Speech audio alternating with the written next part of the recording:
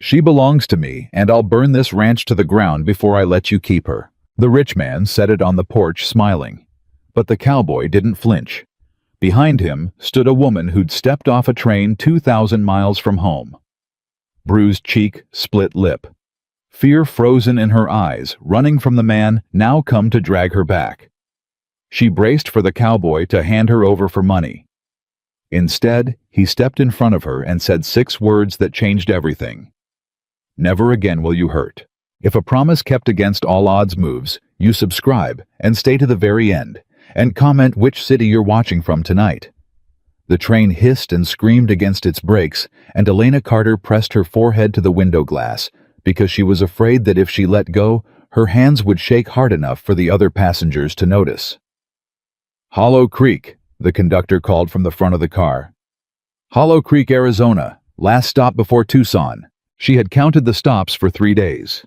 She had counted them the way a woman counts the coins she has left knowing there aren't enough. And now there were none. This was the last one. There was nowhere else to go after this. "Ma'am?" The conductor had stopped beside her seat. He was an older man, gray at the temples, and his voice was kind in the way that made her flinch. Kindness always came right before something worse. She had learned that. She had learned it so well, it lived in her spine. "This your stop?" "Yes," she said. Her voice came out smaller than she meant it to. "Yes, thank you." "Let me help you with that bag." "No." She said it too fast. She caught herself and softened it the way she'd trained herself to soften everything. "No, I can manage. Thank you." He looked at her a moment longer than she wanted him to. She kept her chin down.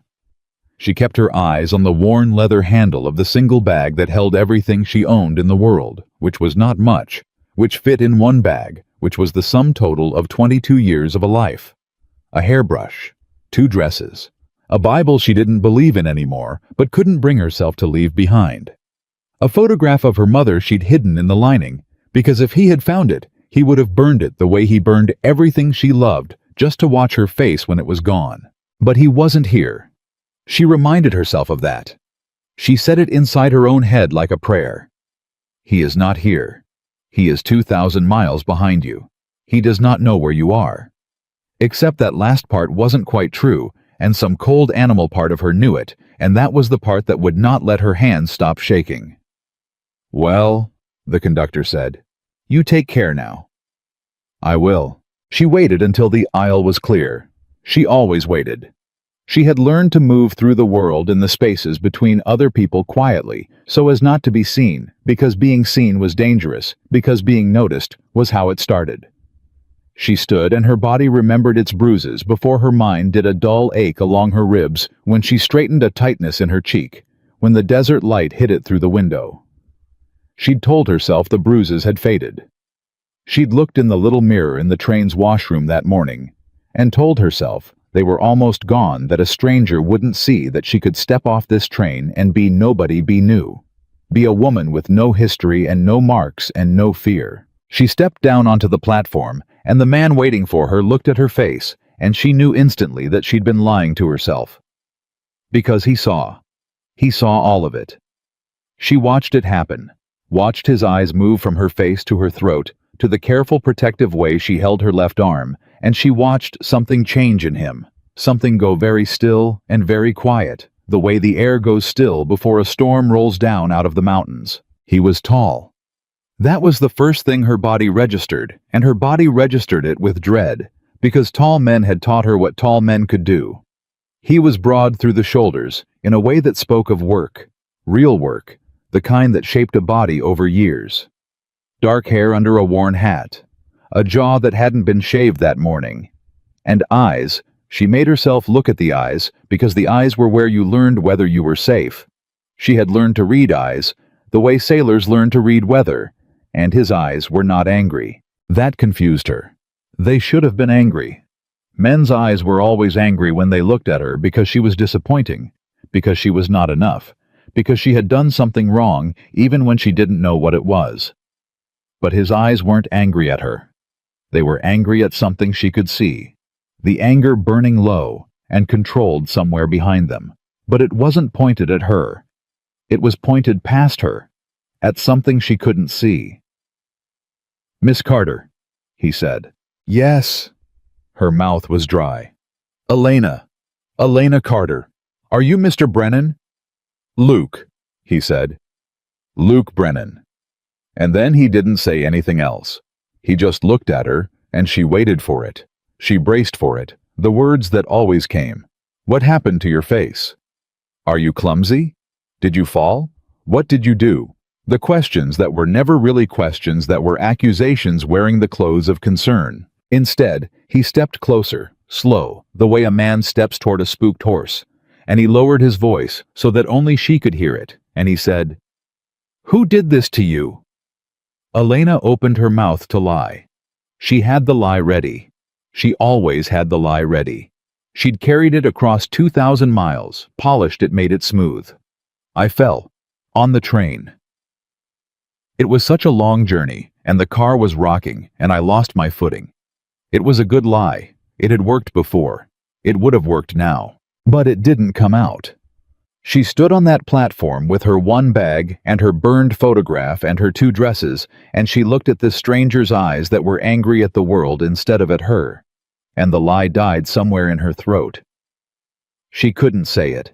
She'd never not been able to say it before.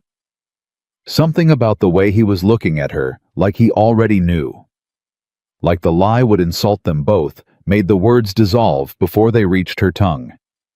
So she said nothing, and her silence answered him. She watched him understand. She watched his jaw tighten, watched a muscle jump in his cheek, watched him take a slow breath and let it out through his nose, the way a man does when he's holding something back that wants very badly to come out. But he held it. He held it, and that too was new, because the men she had known did not hold things back. They let everything out. They let it out on her. "All right," he said quietly. "All right, you don't have to tell me. Not now." She realized she was crying. She hadn't decided to. The tears were just there, running down over the faded bruise on her cheek, and she hated them. She'd trained herself not to cry, because crying made it worse. Crying was weakness, and weakness invited teeth. She wiped at them fast with the back of her hand. "I'm sorry," she said. "I'm sorry, I'm not usually—" "Don't." His voice was firm, but it wasn't hard. "Don't apologize to me. Not for that."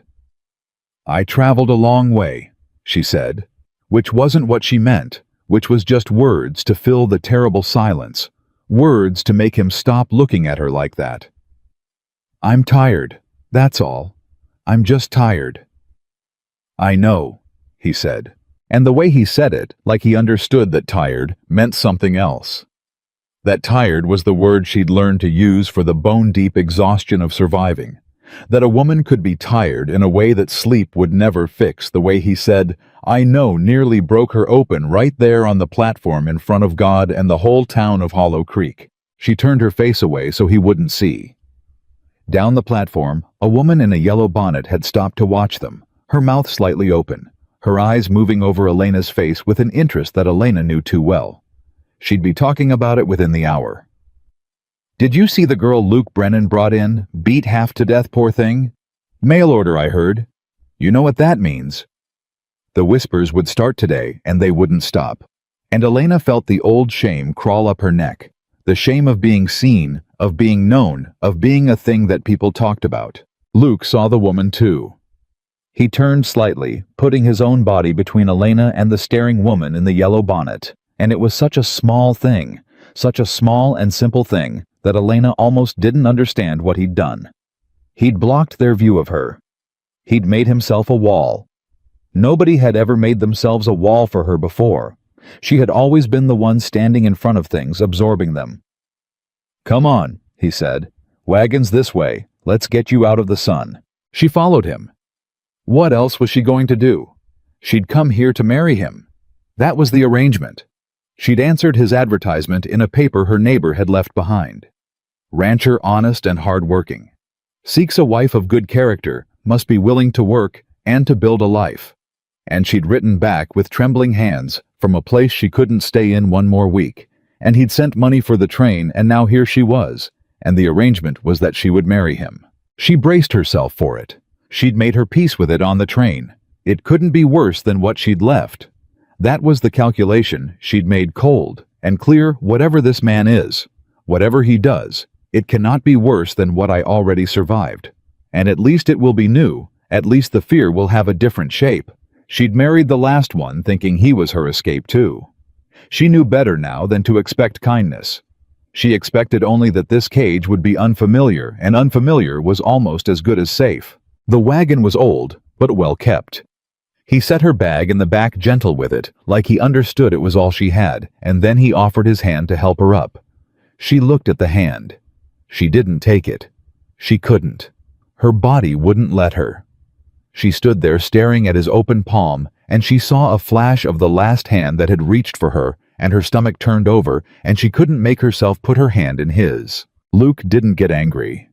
That was the thing she kept waiting for, and it kept not happening. He just took the hand back.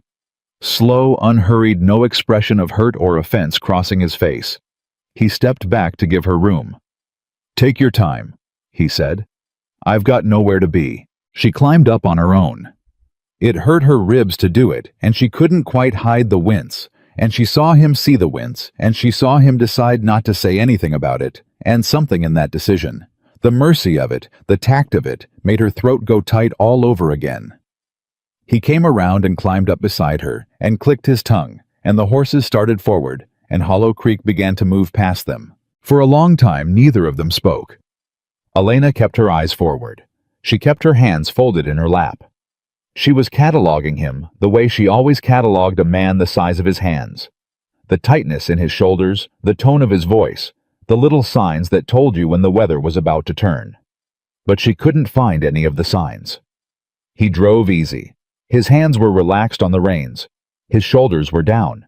He wasn't watching her out of the corner of his eye, wasn't tracking her the way a predator tracks. He was just driving. "You'll be hungry," he said eventually. "There's food back at the house. Martha, she keeps house for me. She made up a good supper, chicken and dumplings, bread." "Thank you," Elena said. "But first," he said, "we're going to make a stop." And there it was. Elena's whole body went cold and rigid. First. First, there would be something. There was always a first. First, you have to earn it. First, you have to prove yourself. First, you have to do the thing I want, and then maybe if you're good, if you're grateful enough, you can have supper. She stared straight ahead, and made herself very small and very still, and she said in a voice she barely recognized as her own, flat and careful, "Of course, whatever you want." Luke's hands tightened on the reins. Not much. But she saw it because she saw everything, because seeing was how she stayed alive. "No," he said, and his voice had changed. It was quieter now, and there was something underneath it that she couldn't name. "No, not whatever I want. That's not—" He stopped. He seemed to be choosing his words carefully, the way a man does when he knows the words matter, when he knows the person beside him is listening for the wrong meaning. "We're stopping at Doc Halloran's. That's the first thing. Before food, before the house, before anything.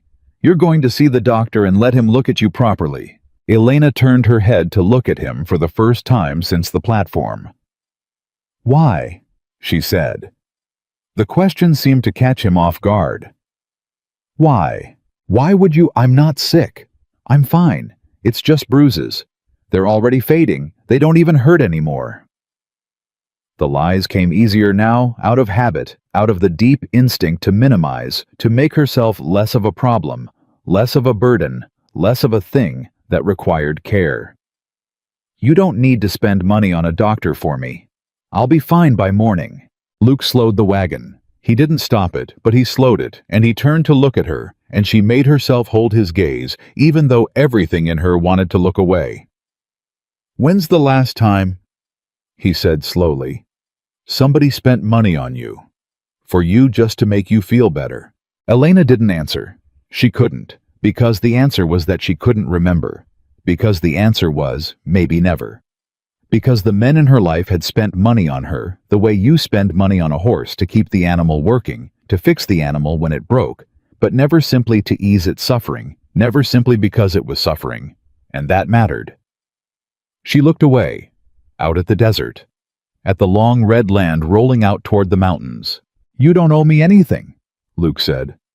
"I want you to hear that, and I know you won't believe it today, and that's all right. But you don't owe me a thing. Not marriage, not gratitude, not anything. I sent for a wife, I won't pretend I didn't. But I'll be damned before I stand on that platform and watch a woman step off a train looking like you looked, and then act like it's normal. It's not normal. What happened to you is not normal, and it's not right, and it's not your fault. And the first thing we're going to do is get you looked after by somebody who knows what he's doing." Elena's chin trembled. She bit down on the inside of her cheek to stop it. "You don't even know me," she said. "No," Luke agreed. "I don't. But I know what I saw." She said nothing for a while. The wagon rolled on. And then so quietly, he almost didn't hear it over the creak of the wheels, she said, "He'll come looking for me." Luke's whole body went still.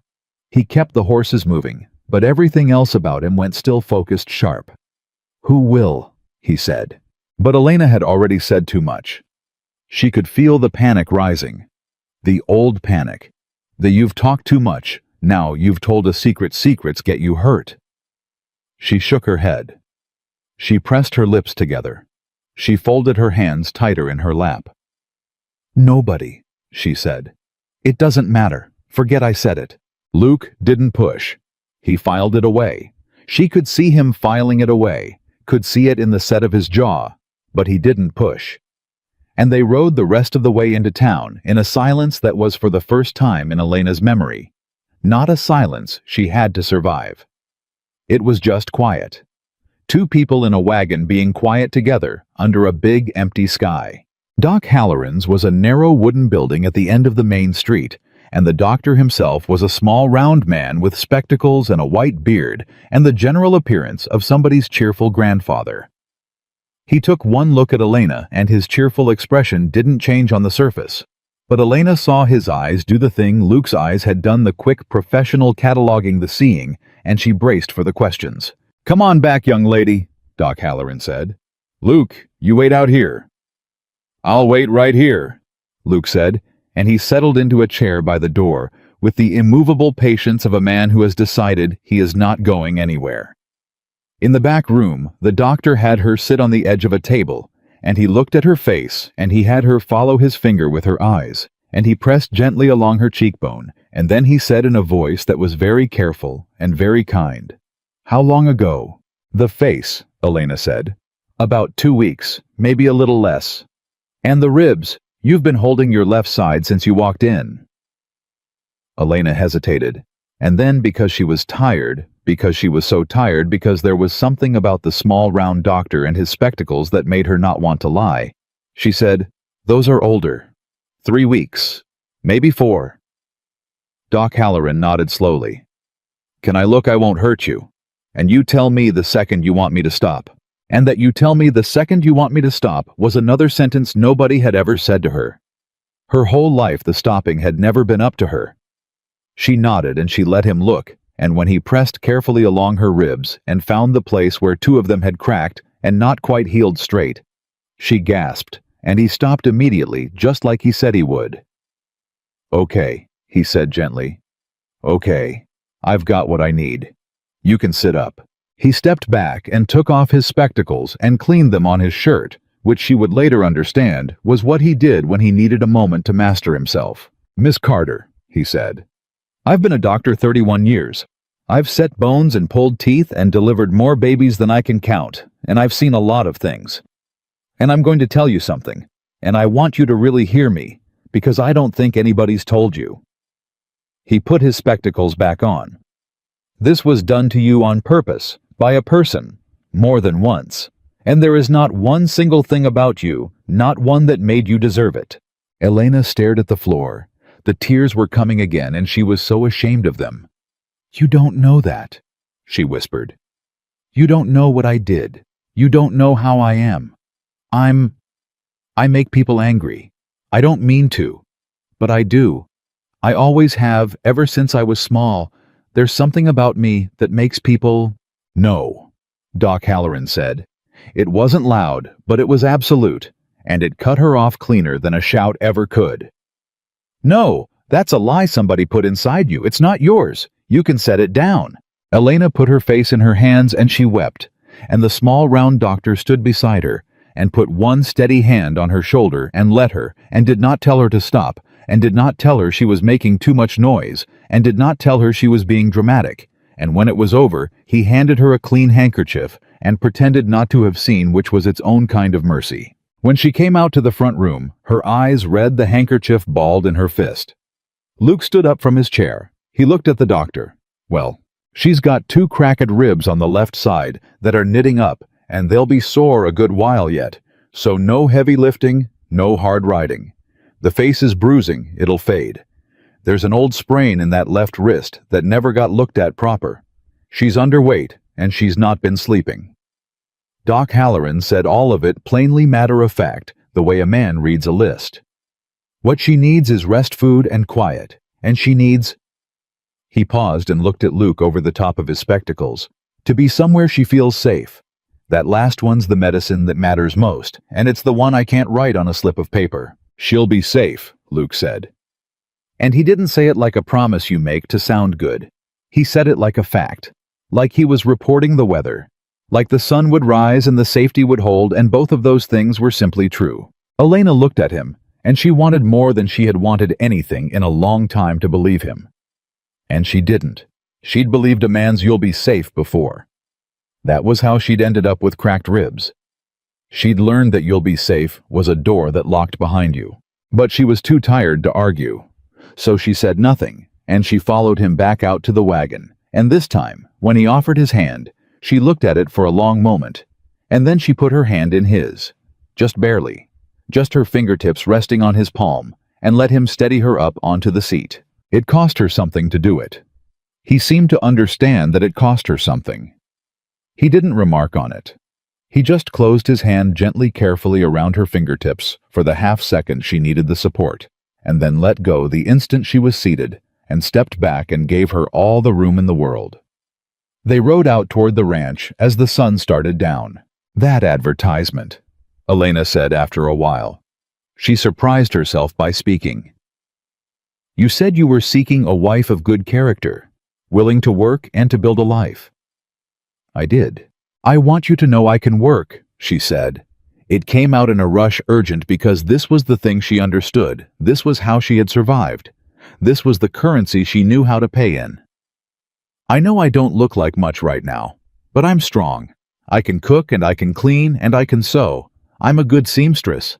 I can mend anything, and I can help with the animals. I grew up on a farm before. I'm not lazy. I'll earn my keep. I promise you, I'll earn my keep. I won't be a burden. Elena, she stopped. You don't have to sell yourself to me, Luke said quietly. You're not a mule I'm buying at auction. Whatever you can do, that's fine. We'll be glad of the help. But you're not going to earn your keep. You're going to live here. Those are different things. And I need you to start learning they're different.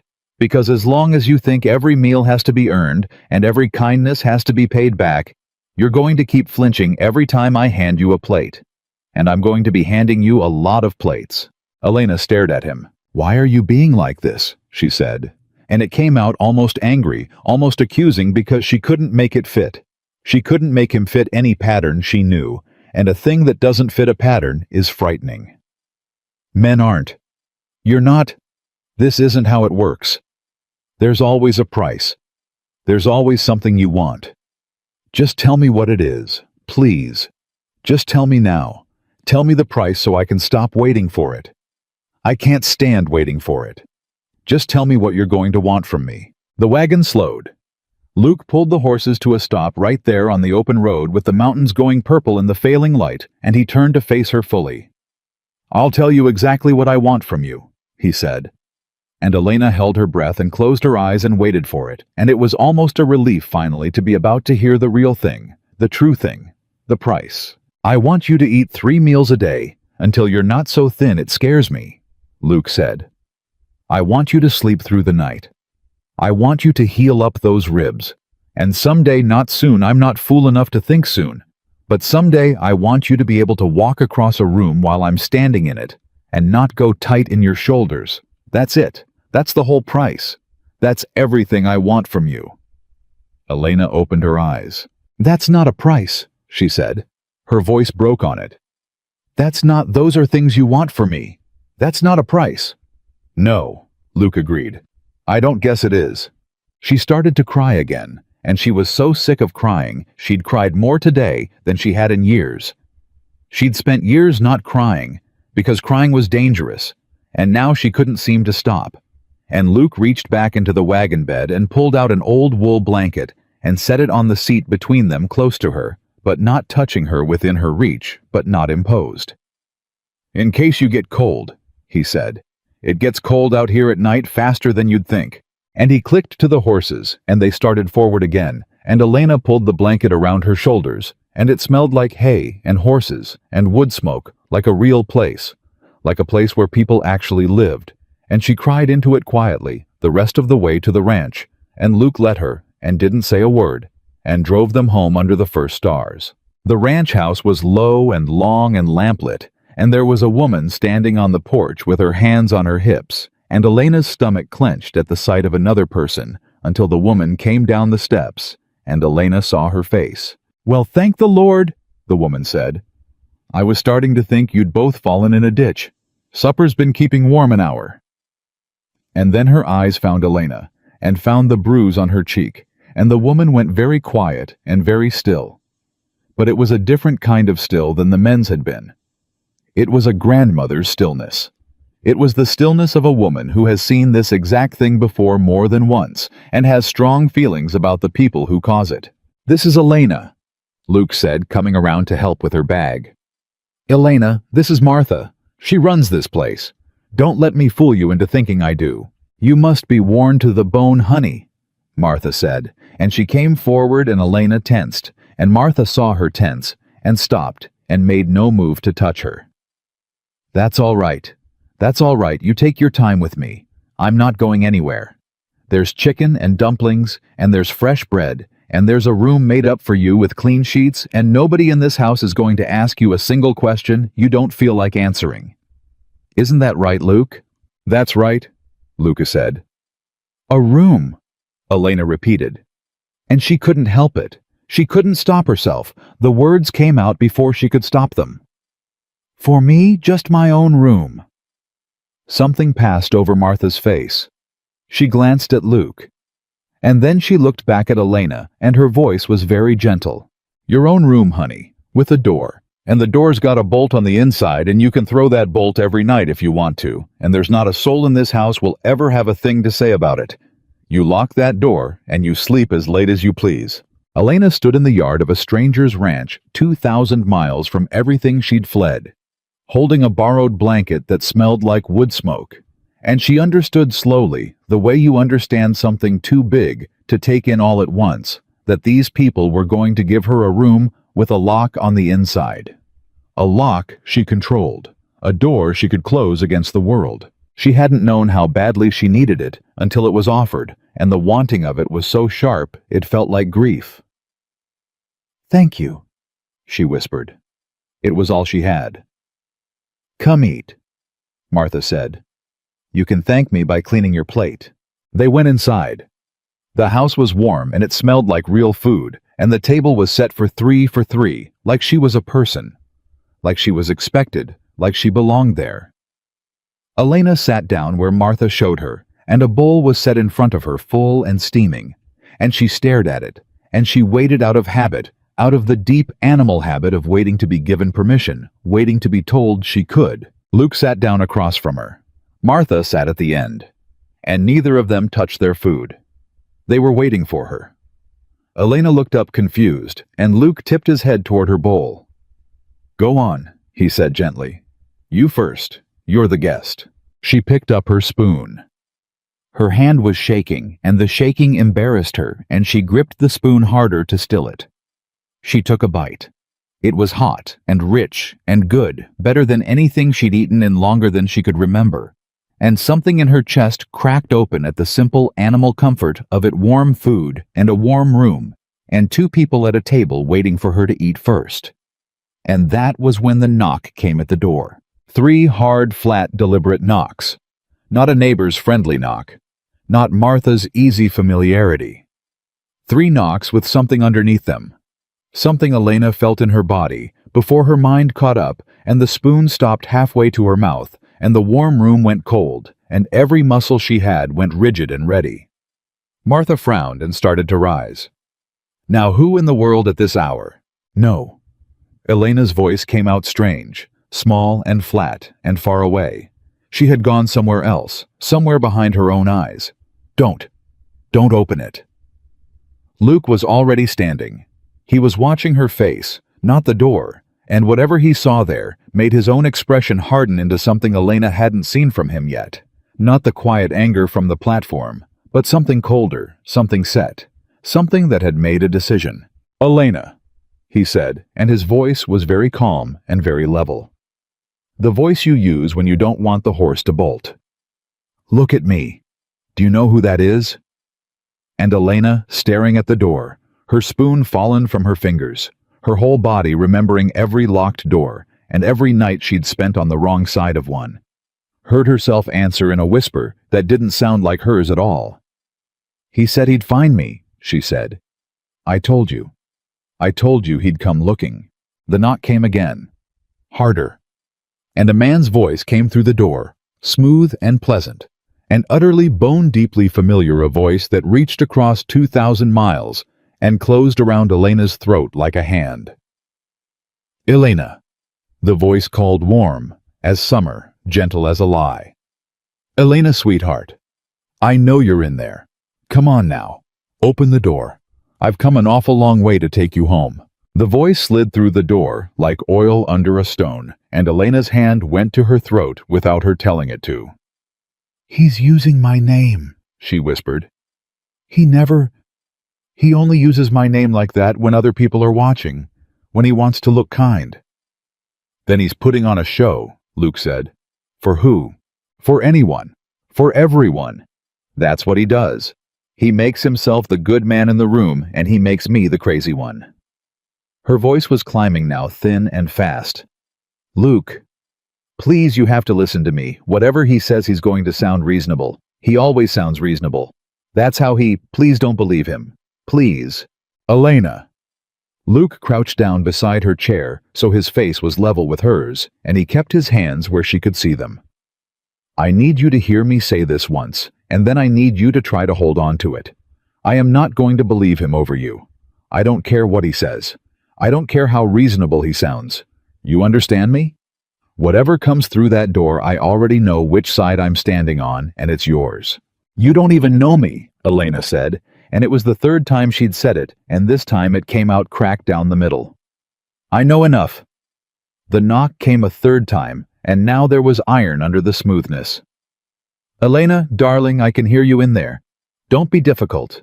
You know how you get. Open the door and let's talk like civilized people before this becomes something ugly." Martha had crossed to the window and pulled back the edge of the curtain, and she let it fall and turned around, and her face had gone flat and hard as a skillet. "There's 2 of them, big fella on the porch in a fine gray coat doing the talking, and another one down by the gate holding the horses. Younger, rough-looking." "He brought a man with him," Luke said. "He always travels with someone," Elena said. "Someone to do the parts he doesn't want his own hands on. He calls it having help. He has help for everything." She was shaking so hard the water in her glass trembled. "His name is Harold Vance. He owns the mill back home, and the bank half owns the town. And he was going to marry me. Everyone said how lucky I was, a girl like me, no money, no family left, and a rich man wanting to marry me.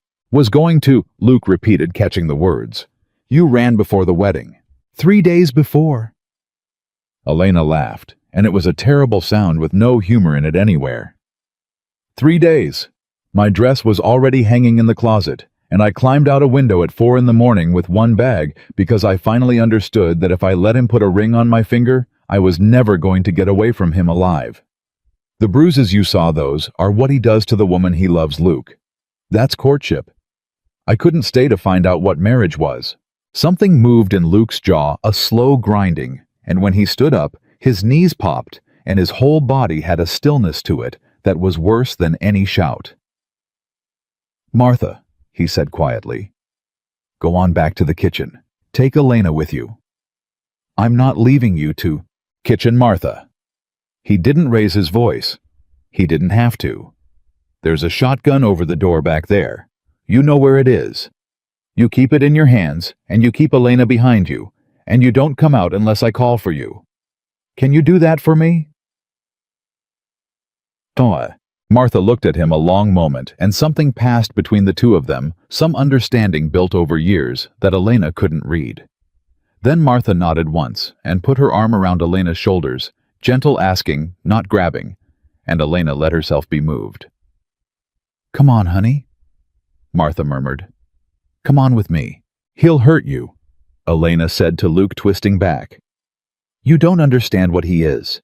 He'll smile at you and he'll shake your hand, and then he'll ruin you. He ruined a man back home who crossed him, took his farm, took his name, drove him to drink, and then had the whole town shaking their heads at what a shame it was. He doesn't fight Luke. He destroys, slowly, and he enjoys it." "Good to know," Luke said, and there was something almost gentle in how unbothered he was. "Go on now." Martha steered her into the kitchen, and Elena heard the shotgun come down off its pegs, and she heard Luke's bootsteps cross the front room, slow and unhurried, a man in no rush whatsoever. And then she heard him lift the latch. The door opened. "Mr. Vance, is it?" Luke said. It wasn't a question. "It is." The voice poured itself out warm and generous. "And you'd be the rancher.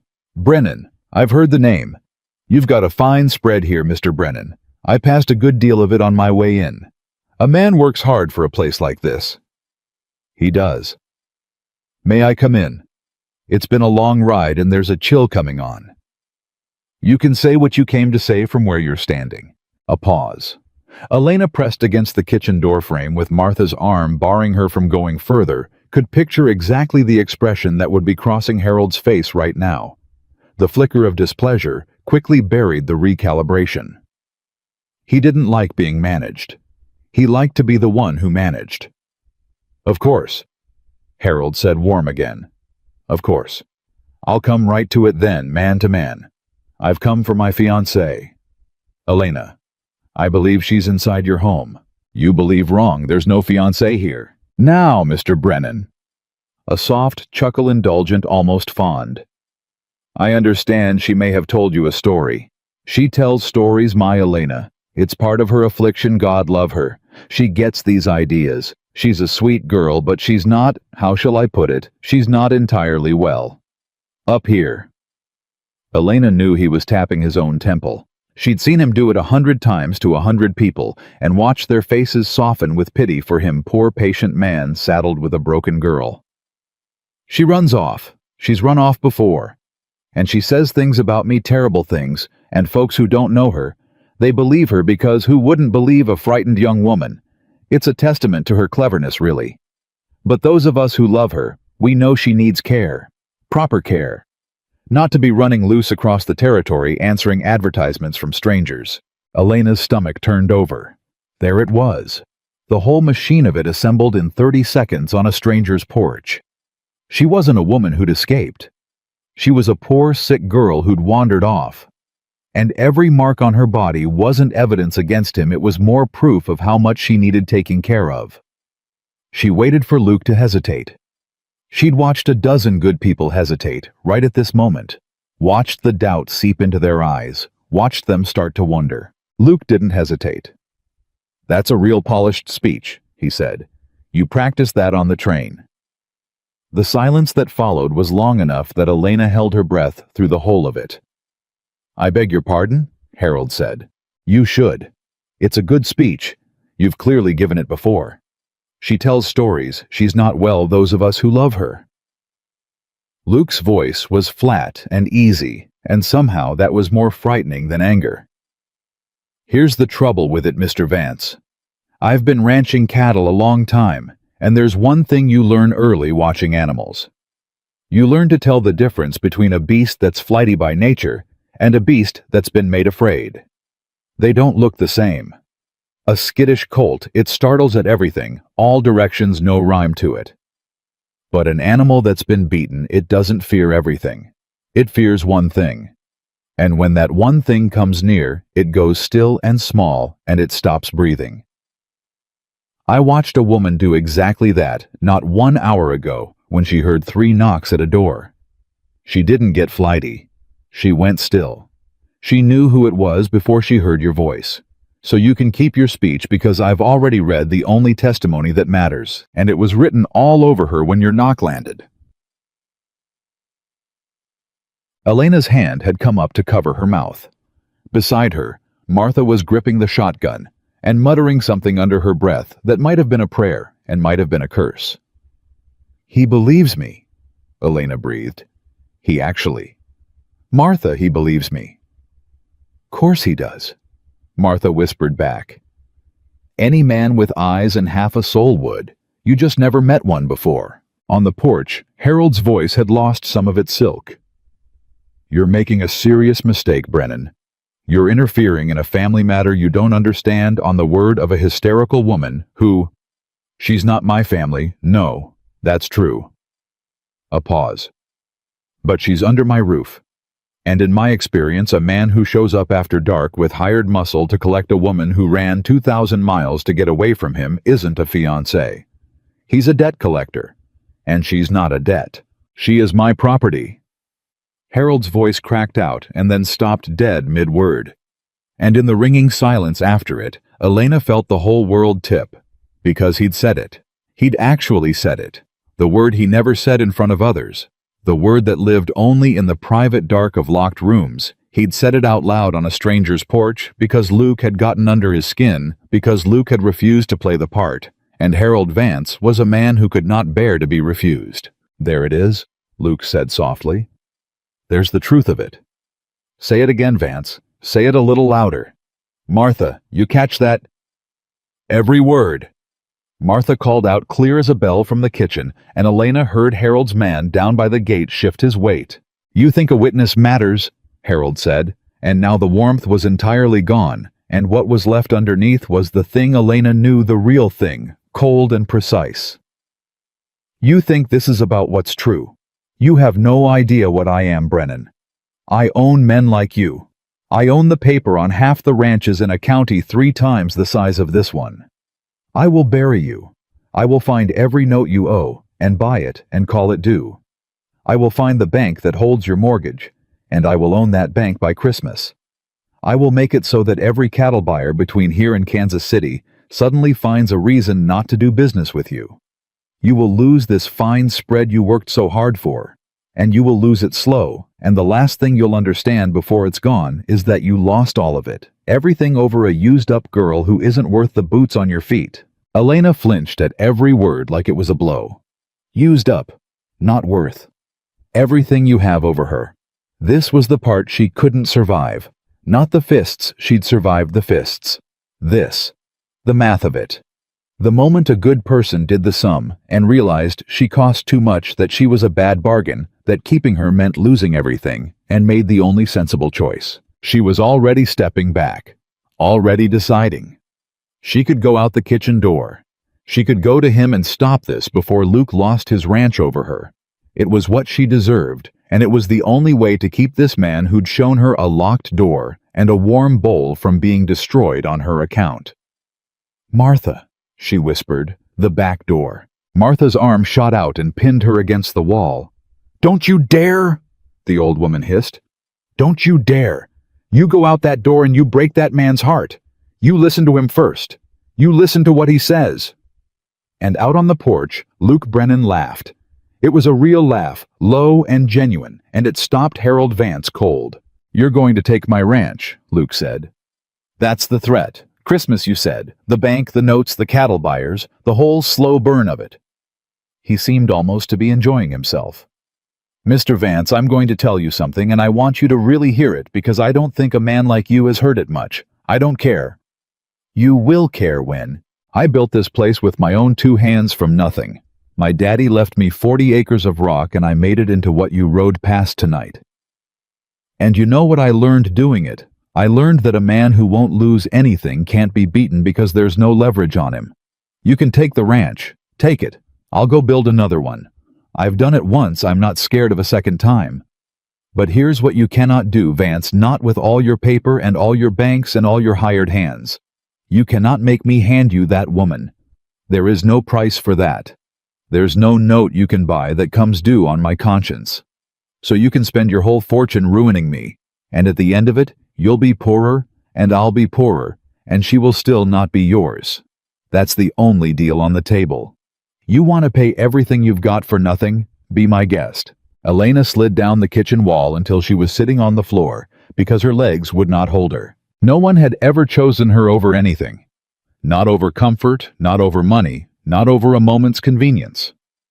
And here was a man she'd known for the length of a single afternoon, offering to burn his entire life to the ground, rather than open a door, and doing it without even the tremor of doubt in his voice, doing it like the arithmetic was simple, like she was obviously worth more than everything he'd built, when her whole life had taught her she was worth less than nothing. "He can't mean it," she whispered to Martha. "He can't. Nobody means that." Martha crouched down next to her, the shotgun across her knees, and she took Elena's face in one weathered hand, gentle as anything.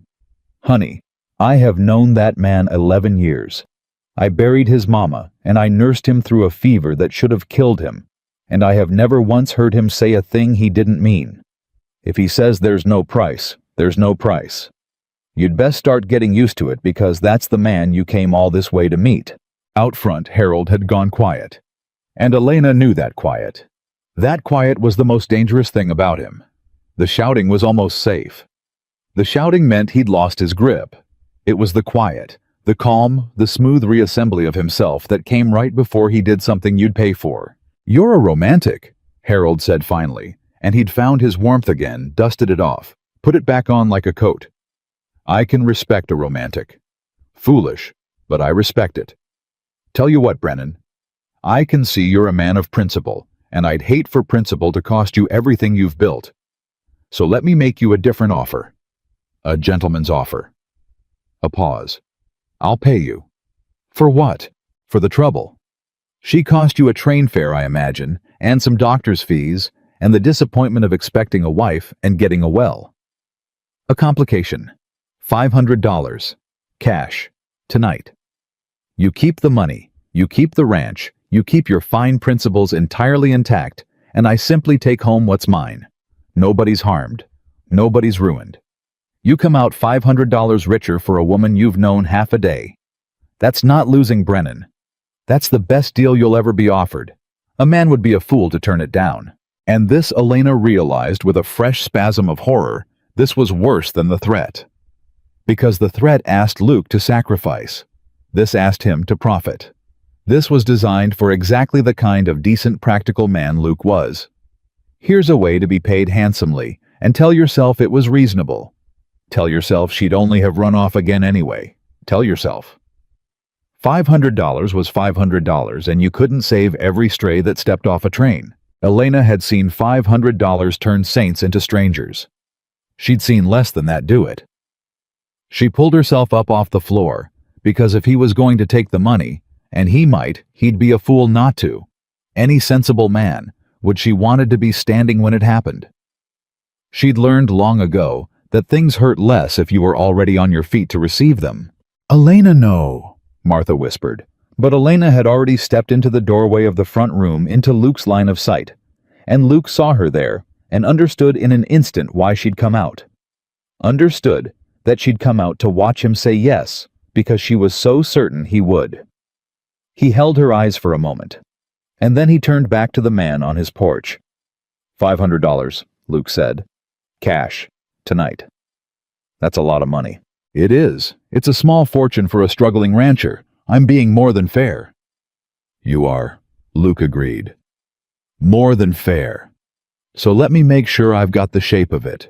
You'd pay me $500, real money.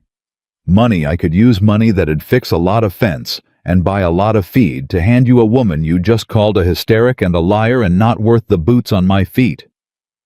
A beat. You'd pay $500 for a thing that isn't worth anything. The silence stretched. You just told me she was worthless, Vance. Luke went on, soft and terrible. Twice. Not worth my time, not worth my trouble, a used-up girl, a complication. And now you'll pay $500 in cash, ridden 2,000 miles through hard country, brought a man with you, threatened to burn my whole life down, all for something that isn't worth anything. His voice dropped lower. A man doesn't do that. A man doesn't chase worthless things across a continent. You know what a man chases like that? The thing he can't stand to lose. The one thing that got away from him. She's not worthless to you, Vance. She's the most valuable thing you ever owned, and it's eating you alive that she walked out a window and left you with nothing but the shape of where she used to be. And now you've told me exactly how much she's worth. She's worth everything to you, and you thought that would make me want to sell. The porch boards creaked as he shifted his weight. You just talked me right out of it. If she's worth that much to you, she's worth 10 times that to keep out of your hands. Elena stood frozen in the doorway with both hands pressed over her mouth, and she was crying again silently, and she didn't even care. Harold Vance's composure finally fully broke. You self-righteous dirt-poor nothing of a man. And now the voice was the one. Elena knew, the real one. The one from behind locked doors, stripped of every gracious layer. You think you've won something tonight. You think you're a hero. She'll never love you. Do you understand that? Whatever you're imagining, some grateful little wife who mends your shirts and warms your bed out of gratitude, it won't happen. She's broken, Brennan. I broke her myself, and I know exactly how thorough the job was. There's nothing left in her to love you with. You'll pour yourself into her for years and get nothing back but flinching. And someday you'll look up and realize you gave your whole life to a hollowed-out thing that can't even, that's enough. It wasn't Luke who said it. It was Elena. She heard the words come out of her own mouth, and she was as shocked as anyone. She'd stepped forward past the doorway out into the front room, where the open door framed Harold Vance for the first time in 3 weeks.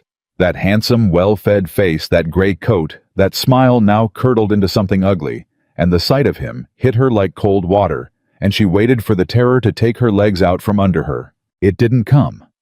Or rather, it came. It was there. Her heart was slamming and her hands were ice, but underneath it for the first time in her life was something else.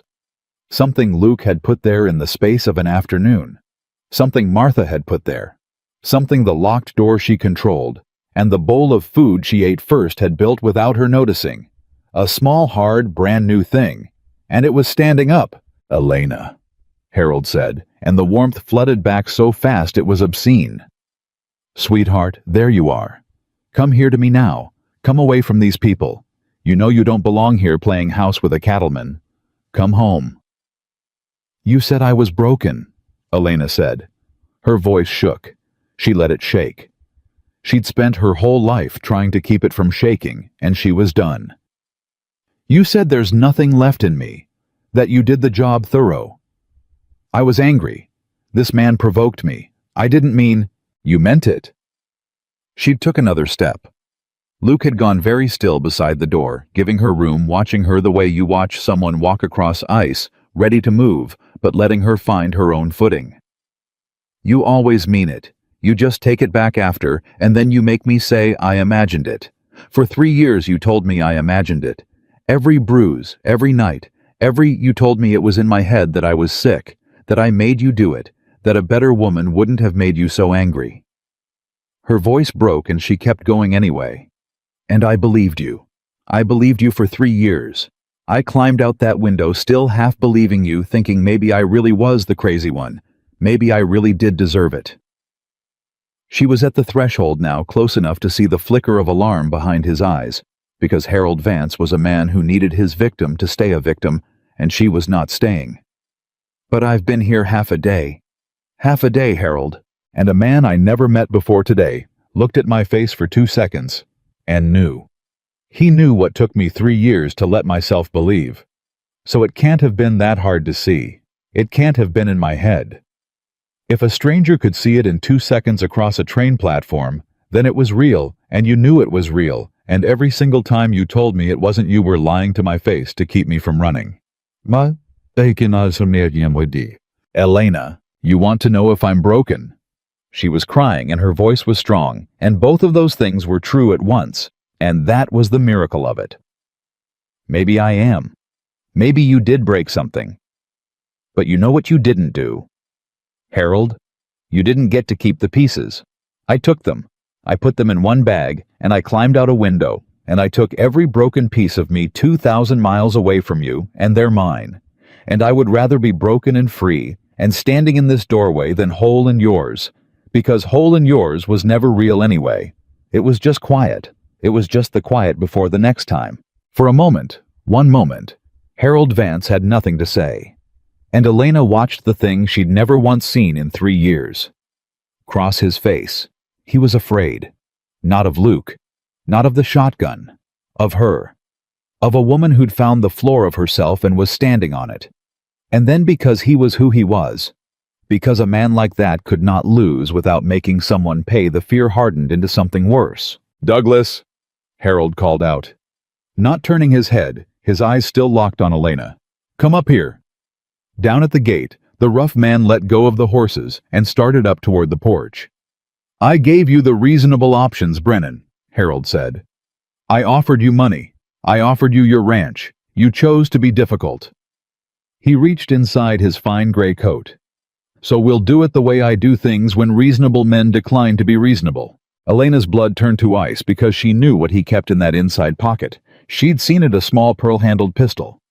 He called his insurance and she opened her mouth to scream a warning. But Luke Brennan had spent the entire conversation standing casually, easily one shoulder against the doorframe, looking for all the world like an unarmed man too principled and too poor to do anything but talk. He was not unarmed. Elena never even saw where it came from. One instant his hand was empty, and the next it wasn't, and the long dark shape of a revolver was simply there, level and steady and pointed at the center of Harold Vance's fine gray coat. And Luke hadn't moved fast so much as he'd moved certain. The way a man moves when he's done a thing 10,000 times and doesn't need to think about it. "Take your hand out of your coat." "Empty," Luke said. His voice hadn't changed at all. That was the terrifying part. It was the same easy, unhurried voice he'd used to offer her a blanket. "And tell your man on the steps to stop where he is. I've been letting you talk because I wanted her to hear you say what you are, and she has, and Martha has, and now I'm done listening. Hand out. Empty. I won't say it twice." Harold froze with his hand still inside his coat. "You won't shoot me," he said, but there was a new thinness in it. "You'd hang." "Maybe," Luke said. "Man breaks into my home after dark with a hired gun and reaches for a weapon, though I expect the sheriff and a jury would see it different. Doc Halloran's already looked at what you did to her. He'll testify. Martha heard you call her property. I heard you threaten to burn my ranch down. You've built me quite a case tonight, Vance, just standing on my porch running your mouth. So go on. Reach. Give me the last piece I need. But know that Douglas there will be explaining to the sheriff why he came, and you'll be explaining it from a box, and I will sleep just fine." He thumbed the hammer back, and the click was very loud in the quiet. Hand. Out. Empty. Elena watched Harold Vance calculate. She'd watched him calculate 1,000 times. Watched the cold machine behind his eyes run the numbers. And she saw the exact moment the numbers came up against him. Slowly, he drew his hand out of his coat. It was empty. "Douglas," Harold said, and his voice was tight with a fury he could barely contain. "We're leaving." "Boss, we're leaving." He fixed his eyes on Elena one last time, and he made his face gentle again, made it wounded and loving, the mask sliding back into place, even now, even beaten. "This isn't over, sweetheart. You'll come to your senses. When this cowboy's charm wears thin, and you remember what you really are, you'll come back to me, because there's nowhere else in this world that'll have a girl like you. You'll come crawling. And I'll take you back, because that's how much I love you. Remember I said that when you're all alone, and this hard country's chewed you up, and this man's grown tired of your flinching. Remember, Harold offered to take you home." "Get off my porch," Luke said. Harold Vance turned and walked down the steps unhurried, a man preserving his dignity, and his hired man fell in behind him, and they mounted their horses at the gate, and they rode off into the dark. And Luke Brennan stood in his open doorway, with the revolver still in his hand, until the sound of the hoofbeats had faded entirely into nothing, and then a while longer after that, until even the memory of the sound was gone. Only then did he lower the gun. Only then did his shoulders come down. And Elena saw for the first time that his hand was not quite steady, that the whole time through every easy word and every unhurried breath it had cost him something too, that he'd been afraid and had simply refused to let the fear drive. He'd been afraid, and he'd stood in front of her anyway. "Martha," Luke said, and his voice was rougher now. The performance of calm finally set down. "Get the doors, all of them, and the windows, and leave that shotgun by the kitchen table tonight." "Already on it." Martha bustled past and paused just long enough to grip Luke's arm hard once a whole conversation in the pressure of an old woman's fingers, and then she was moving through the house, throwing bolts. And Elena and Luke were left standing there in the front room, the door finally closed and barred between them, and the dark, the abandoned supper cold on the table, and neither of them seeming to know what came next. "I'm sorry," Elena said. It was the first thing she could find. "I'm so sorry. He'll do it. What he said. He'll try to ruin you. He doesn't make threats. He won't. I've brought all of this to your door and you don't deserve. Elena." Luke set the revolver down on the table, careful, and turned to face her. "Did you hear anything I said out there? Any of it?" "I heard you turn down $500, she said. "I heard you offer to lose your ranch for a woman you met this afternoon. I heard you do the maddest thing I ever heard a person do, and I don't understand it. I don't understand you. I've been trying to understand you all day, and I can't because everything you do is wrong. It's all backwards from how the world works." "It's not backwards," Luke said. "It's just not how your world worked. Those aren't the same thing." Elena opened her mouth and closed it and had nothing. "You want to know why I turned down the money?" He said it quietly. "It's not complicated. It's not noble. I keep hearing you call it noble, and it's not. It's just, I sat at that table 10 minutes ago and watched you wait for permission to eat. A grown woman half-starved, and you wouldn't touch a bite until I told you it was all right. And I thought somebody spent years teaching her that. Years. Teaching her that she has to earn a bowl of soup. And then that same somebody knocks on my door and offers me money to give her back to him." His jaw worked. There wasn't a decision to make, Elena. There was never a decision. A man who'd sell you back to that after watching you wait for permission to eat isn't a man at all. So, no, I don't want your gratitude, and I don't want you sorry, and I don't want you standing there thinking you cost me something. You didn't cost me anything. You just showed up on a train and gave me the easiest choice I ever made in my life." Elena stood very still. And then slowly she did something she had not done of her own free will toward another human being in longer than she could remember. She crossed the room to him. She stopped a careful arm's length away. She couldn't manage closer. Not yet, maybe not for a long time, but she crossed the room on her own toward a man on purpose, and she looked up at him with her bruised face and her wet eyes. "The bowl's cold now," she said. "The soup, it's gone cold. Martha'll warm it back up. She warms everything back up. It's her whole religion. Would you—" Elena's voice caught. She made herself finish it because it was the first thing she'd asked another person for wanting it purely because she wanted it in longer than she could stand to count. "Would you sit with me while I eat it? You don't have to, but I don't want to eat alone tonight. I don't think I can be alone tonight, not even with the door locked. Would you just sit there, at the table, while I eat?" And Luke Brennan, who'd faced down a rich man's threats and a hired gun's approach without so much as raising his voice, had to turn his own face away for a moment before he could answer her, because something had gotten into his eyes. "Elena," he said when he could. I'll sit at that table as long as you want me to. All night if you need. You eat your supper. I'm not going anywhere." And from the kitchen, Martha's voice called out thick and unsteady and trying hard to sound brisk. "Well, don't just stand there, the both of you. Sit down, I'm warming the pot, and Lord help me. Elena, this time you clean your plate." She cleaned her plate.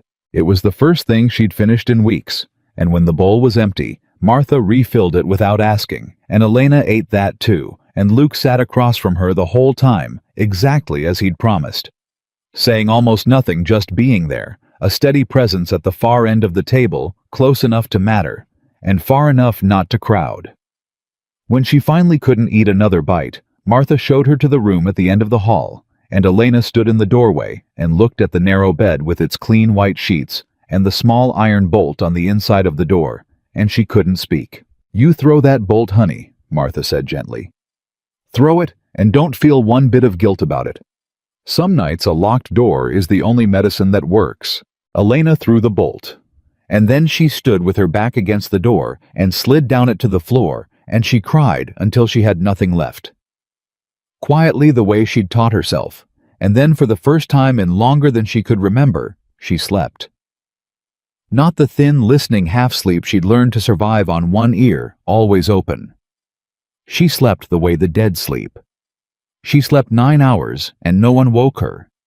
And when she opened her eyes, the light was high and gold in the window, and for one confused, floating moment, she didn't know where she was.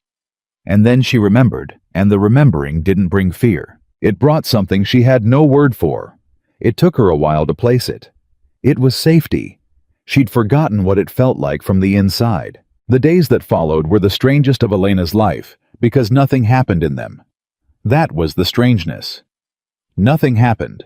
No footsteps in the night. No sudden shifts in a man's mood that she had to read 3 moves ahead. No walking on eggshells, no bracing, no cataloging the weather of another person's temper.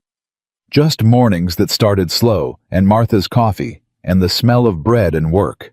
Elena threw herself into the work like a drowning woman thrown a rope. It was the one thing she understood. She couldn't yet let herself believe in the kindness. The kindness still frightened her more than cruelty would have, because cruelty she knew the shape of, and kindness she didn't, but work she understood. Work she could pay in. So she mended. She found Luke's shirts, and there was a whole basket of them, torn at the elbows, and missing buttons, and worn thin, the wardrobe of a man with no wife and no time. And she sat on the porch in the morning light, and she mended every one of them small and perfect stitches better than new. She took over the kitchen garden that had gone half to weeds. She learned the chickens. She was quick, and she was tireless. And she was... Martha observed to Luke one evening out of Elena's hearing, working like the devil himself was going to come collect, if she ever sat still. "She thinks she has to earn her place," Luke said. "I know what she thinks." Martha's voice was heavy. "The question is what you're going to do about it, because that girl's going to work herself into the ground trying to be worth keeping, and she's never going to believe she's safe until she's tested it. Until she does something wrong, spills something, burns something, forgets something, and finds out the roof doesn't cave in. She won't believe kind words. She's had kind words before from him, and look what they were worth. She'll only believe her own eyes." Luke was quiet a while. "Then I'll have to let her find out," he said. The test came sooner than either of them expected, and not the way anyone would have chosen. It was the 10th morning. Elena had risen before dawn. She always rose before dawn. She couldn't break the habit of being up and useful before anyone could find fault with her, and she'd decided to surprise the household by making breakfast herself. A full breakfast, biscuits and eggs and fried ham. The kind of spread that said, "I am worth my keep," louder than any words. She'd built the fire in the big stove too high in her nervousness, wanting everything hot and fast and perfect, and she'd been reaching across it for the heavy iron skillet when her healing ribs gave a warning twinge, and her grip faltered, and the skillet full of hot grease tipped. It didn't hit her. That was luck. The grease splashed the stovetop, and caught a sudden hungry sheet of flame licking up toward the wall where Martha kept her dish towels hanging, and Elena's whole body seized with the old terror. But this time it wasn't fear of a man. It was fear of this, of the ruined breakfast, of the fire, of the scorched wall, of the enormous, unforgivable wrongness of it. Of what happened to a woman who burned down part of a man's house on her 10th morning under his roof. She should have grabbed the water bucket. Any clear-headed person would have grabbed the water bucket. But Elena was not clear-headed. Elena was 3 years deep in a place where a mistake this size meant something so bad, her mind couldn't even go there. And so she did the thing her body had learned, instead of the thing that made sense. She started beating at the flames with her bare hands, frantic, trying to make it gone, trying to make it not have happened, sobbing. No, no, no, please no. Elena. Luke's voice, and then Luke's arms, and Elena's whole being convulsed with pure animal panic, because a man was grabbing her hands on her, and she twisted and fought, and threw an elbow that caught him hard in the jaw. He let her go instantly, even in the middle of it. Even with the fire climbing and his own household in danger, the second she fought him, he let go. He didn't grab tighter. He didn't restrain her. He stepped back empty-handed and in the same motion swept the water bucket off the sideboard and threw it across the stove, and the flames died with a hiss and a billow of steam, and it was over. The whole thing had lasted maybe 15 seconds, and then there was just the ruined breakfast and the scorched black stain climbing the wall and the acrid smell of it, and Elena standing in the middle of it, with her burned, reddening hands held against her chest, shaking so hard she could barely stand, waiting for it. Because now it would come. Now it had to come. She'd set his kitchen on fire. She'd burned his wall. She'd wasted good food and hit him in the face, drawn blood. She could see the blood on his lip, where her elbow had caught him. And there was no version of the world she'd ever lived in where a woman did all of that and wasn't made to pay for it. She backed up against the counter, and she made herself small, and she got her voice ready. The small, flat voice, the, I'm sorry, I'll fix it, I'll do better, please, I'm sorry, Elena. Luke was breathing hard. There was blood on his lip. He made no move toward her. Show me your hands. She stared at him. Your hands, he said again, gentle and urgent both. You burned them. I need to see how bad. Martha. He called not loud. Martha, the burn salve and cold water, quick. Your face, Elena whispered. I hit you. I made you bleed. It's a split lip. I've had worse from a fence post. Elena, your hands. The wall, she said. Her voice was climbing into something high and thin and unhinged. I burned the wall. I burned it, and I wasted all the ham and the eggs, and I built the fire too high. That was my fault. I did that. I know I did that, and I'm sorry. I'll pay for it. You can take it out of whatever you have to do, just... She was babbling now, the words tumbling over each other, and underneath them was the thing she was really saying, the thing she couldn't stop bracing for. Do it and get it over with. I can't stand the waiting. Just do the thing men do and let it be done. And Luke Brennan understood exactly what she was doing. She saw him understand it. She saw it land on him what she was standing there waiting for, and she saw what it did to him, and it wasn't anger. It was grief. He looked for a moment like a man who'd been struck. You think I'm going to hurt you, he said slowly. Right now. This second. You burned your hands and you set the stove alight, and the thing you're most afraid of standing there isn't the fire and isn't the burn. It's me. You think I'm about to hurt you. Elena couldn't answer. Her silence answered for her the way it had on the platform. Luke closed his eyes. Just for a second. And when he opened them, there was something wet in them that he didn't bother to hide. Martha, he said quietly. Come take her hands. She'll let you. She won't let me right now, and that's all right. He kept his eyes on Elena the whole time, and his voice was the steadiest, gentlest thing in the world. Elena, I want you to listen to me, and I know you can't believe it yet, so I'm just going to say it and let you keep it for later for when you can. Are you listening? She managed the smallest nod. You set the stove on fire, Luke said. You built it too high and a skillet tipped and it caught. That's it. That's the whole crime. You know what that is out here? That's Tuesday. Martha's set that stove on fire twice that I know of. I set the whole smokehouse on fire my second year here and lost a winter's worth of meat, and stood in the ashes crying like a boy. It happens. Fire happens. Skillets tip. Nobody is going to lay a hand on you for it. Not now, not ever, not for this, and not for anything. You could burn this whole house to the ground, Elena, every board of it, and I would stand in the yard and thank God you got out safe, and we'd build another one. Houses I can build. I built this one. You I can't replace. So there is nothing you can spill or burn or break in this life that's worth one hair on your head. Do you hear me? Elena stood against the counter with her burned hands cradled to her chest, and Martha came to her slow and careful, and took her wrists with hands as soft as anything, and turned them over to look at the reddened palms clucking low, and Elena let her, and never once took her eyes off Luke. "That's not true," she whispered. "That's not things aren't worth more than people, I know that, but you don't treat people like nobody treats a woman like she's worth more than a wall." "I do," Luke said. "You're in a place now where I do. It's going to take you a long time to believe it, and I'm not in any hurry. You can spend a year testing it. Burn something every week if that's what it takes. The answer's going to be the same every single time." His voice roughened. "And Elena, you hit me. You caught me a good one right in the mouth. And I want you to look at what happened after, because I think it matters. You hit me, and I let you go. I didn't grab you tighter. I didn't hit you back. I let you go because your body was screaming at you to get away from a man's hands, and it had every right to scream, given what hands have done to you. Your fear is not a crime here either.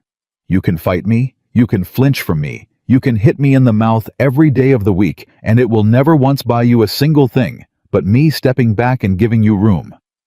That's the only thing your fear will ever get in this house. Room. I promise you that." And something happened in Elena then that she couldn't have explained to anyone. For 3 years, she had been told her fear was proof of her sickness, that a well woman wouldn't flinch, that her cowering was ingratitude, her shaking was an insult, her tears were manipulation. Her fear had always been used as more evidence against her, one more thing that was wrong with her, one more reason she deserved what she got. And here was a man bleeding from the mouth she'd split, telling her that her fear was allowed, that it made sense, that it had a reason, and the reason wasn't her sickness, it was somebody else's cruelty, and it belonged to that cruelty, not to her, that she could be afraid in his house forever, and it would never cost her anything. She started to cry, but it was different this time. It wasn't the frantic sobbing of the fire. It was slower and deeper, and it came from somewhere that had been locked so long she'd forgotten there was a door there at all. Why she got out? Why are you like this? I keep asking and you keep, nobody is like this, Luke. I've known a lot of people, and not one of them was ever like this. So there has to be a reason. There has to be something. Please just tell me the real reason. Please. Luke was quiet for a long moment. Martha, gently working the cold water over Elena's burns, went still. You want the real reason? Luke said. All right, I've never told anybody this. Martha knows a piece of it. But I'll tell you the whole of it because I think you've earned the truth of me since I keep asking for the truth of you. He pulled out a chair and sat down heavily and put his elbows on his knees and looked at his own hands. My mother married my father when she was 19, he said. He was a big man, charming when he wanted to be, owned a little bit of land and a lot of pride. And he beat her, not every day. That's the thing people don't understand about it. It's not every day. If it were every day, you'd leave. It's every so often with long, good stretches in between, long enough that you start to think it's over, that he's changed, that the last time was the last time. And then it happens again, worse, and you're right back where you started, only more tired. His voice was flat and even, the way you have to make your voice when you're saying something you can't afford to feel all the way. I was small. I couldn't stop it. I used to lie in my bed and listen to it through the wall, and I'd promise myself when I'm big enough, and then I got big enough, and I stood up to him one night. I was maybe 14, and he put me through a door. Luke, Martha said softly. Let me finish, Martha. He didn't look up. My mother stayed. She stayed until I was grown and gone and building this place, and I begged her. I came for her twice with a wagon. I said, Mama, come with me. I've got a room for you. I've got a lock on the door. Come with me. And she wouldn't. She said he needed her. She said it wasn't so bad. She said all the things they teach you to say. And one winter, he came home drunk, and she'd let the fire go out, and... He stopped. His jaw worked. The neighbors said she must have fallen, on the ice. That's what the doctor wrote down. Fell on the ice. She was 41 years old. The kitchen was silent except for the small drip of water from the cloth in Martha's hand. So when I stood on that platform, Luke said, and now he did look up, and his eyes found Elena's and held them. And a train door opened, and a woman stepped down. With my mother's exact same careful way of moving, holding herself the way you hold yourself, when every part of you hurts and you're pretending it doesn't. I knew you before you said a word. I've known you your whole life, Elena. I grew up with you. You wore my mother's face, and I stood there and I thought, no, not this one. This one I got to in time. This one I don't have to listen to through a wall. This one there's still time to get in the wagon. His voice finally cracked just slightly, just at the edge. That's the real reason. It's not noble.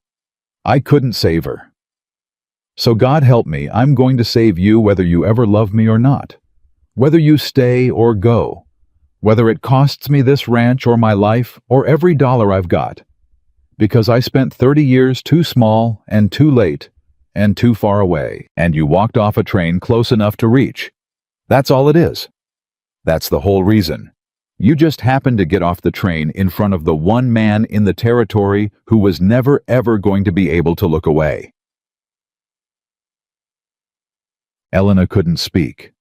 Neither could Martha, who had turned her face away and was pressing the back of her wrist to her mouth. And Elena understood finally the thing she'd been unable to understand for 10 days.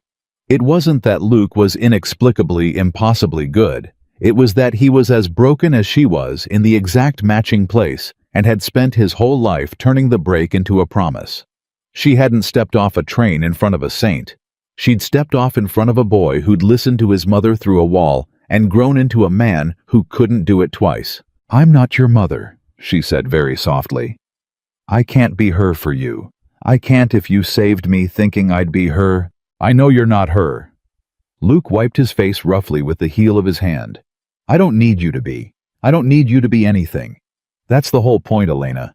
My mother had to be something she had to keep the fire lit and the house right and the man happy. She had 100 things she had to be, and being them cost her her life. I don't need you to be one single thing. You can be nothing at all. You can sit on that porch and stare at the wall for a year and never lift a finger, and it would still have been worth it just to know you weren't dying in a house I couldn't reach. He stood up. Now let Martha finish your hands. You're going to have blisters, and they're going to hurt, and you're not going to do any work with them for a week, and I don't want to hear one word about earning your keep while they heal. Understand me. Your only job this week is to let your hands get better. That's it. That's the whole job. Elena let Martha finish her hands.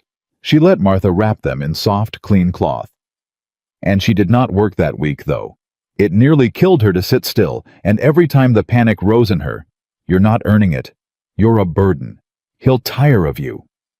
She made herself remember what Luke had said, made herself set the old lie down, the way Doc Halloran had told her she could, and pick up the new, true thing in its place. It didn't fit yet. It was too big for her hands. But she carried it anyway. The wall got scrubbed and repainted. The kitchen went back to normal. And something between Elena and Luke had shifted in the fire, some wall of her own, had a scorch mark on it now, a place where the paint had blistered, and something underneath showed through. But the peace didn't last. It couldn't. Because Harold Vance was not a man who made empty threats, and while Elena's hands healed, and her ribs knit, and her body slowly learned that footsteps in the hall meant only Martha with the coffee. While all of that was happening 2,000 miles away, and then not so far away at all, the machine that Harold had promised to build was already turning. The first sign came 3 weeks after the fire. Luke rode into town for supplies the way he did every second Thursday, and he came back different.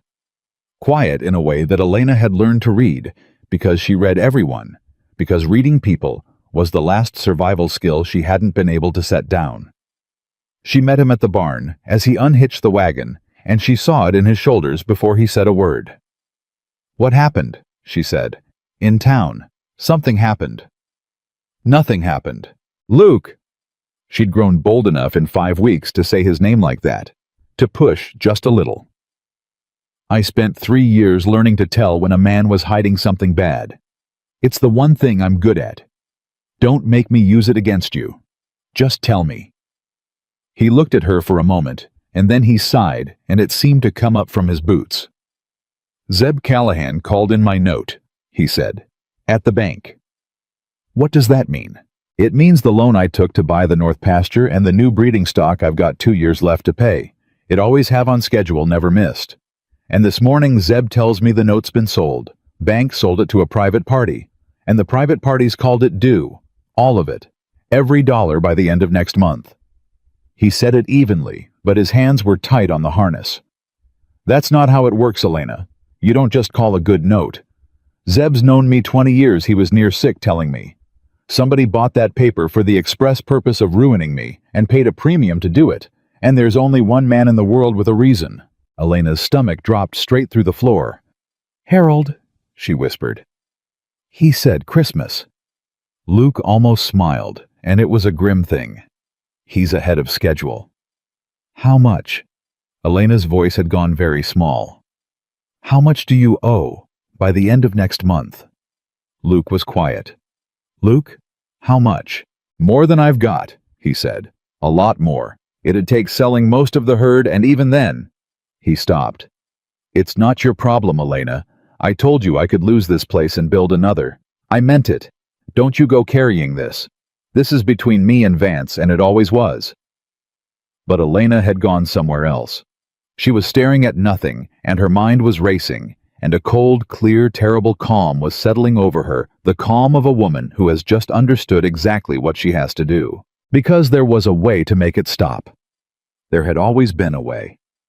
Harold didn't want Luke's ranch. Harold didn't care about Luke at all except as an obstacle. Harold wanted one thing. The thing he'd wanted from the start. The thing he'd said out loud on the porch he wanted her. And as long as she was here, as long as Luke stood between them, Harold would keep coming, and keep buying, and keep burning until there was nothing left of Luke Brennan and his ranch and his life but the ashes, and it would all be because of her. Because she'd stepped off a train in front of him. Because he was the one man too broken to look away. She'd cost his mother nothing. He'd been too far away to help. But he wasn't too far away now, and she was close enough to reach, and that closeness was going to destroy him. Unless she took herself out of reach. "You're right," Elena said. And she made her voice calm, and she made her face smooth, and she called on every ounce of the terrible skill she'd learned surviving Harold. The skill of hiding what you truly felt behind a mask a watching man would believe. "It's not my problem, and you'll figure it out. You always do." She even smiled. "I'm going to go help Martha with supper." Luke looked at her a beat too long. Some instinct in him flickered. "Elena." "I'm fine, Luke." The smile again, gentle and false and perfect. "Go on and see to the horses. I'll call you when it's ready." She turned and walked back toward the house, unhurried, her healed hands loose at her sides, and behind her, she heard him go back to unhitching the wagon, reassured or wanting to be. And Elena walked into the house and past Martha at the stove and down the hall to her room, and she closed the door, and she did not throw the bolt, because she wasn't going to need it anymore.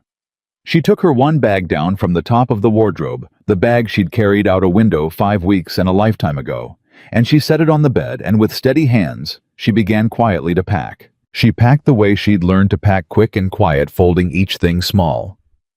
The 2 dresses. The hairbrush.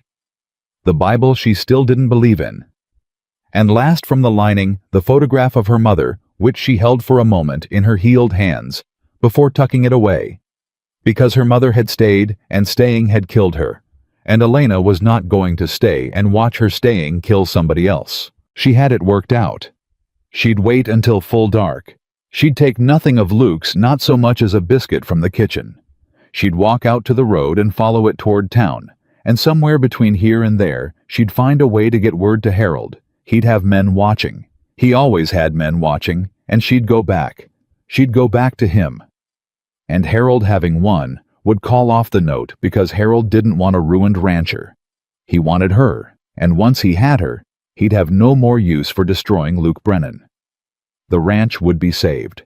Luke would be furious and heartbroken, and he'd never understand, but he'd be alive and whole, and in 10 years he'd have forgotten her, married some kind, steady woman who'd never once flinched, and that was the best thing Elena could give him. Her absence.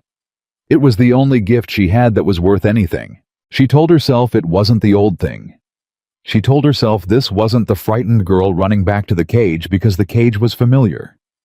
This was a choice. This was her choosing, sacrificing herself for someone she couldn't finish the thought. She didn't let herself finish it. She sat on the edge of the bed with the packed bag beside her, and she waited for dark, and she rehearsed the calm face she'd need, and she did not cry, because crying would swell her eyes, and Luke would see, and Luke would ask. The knock at the door was soft. "Elena, honey." "Martha." "Supper's on. You said you'd help me, and then you vanished. You feeling poorly?"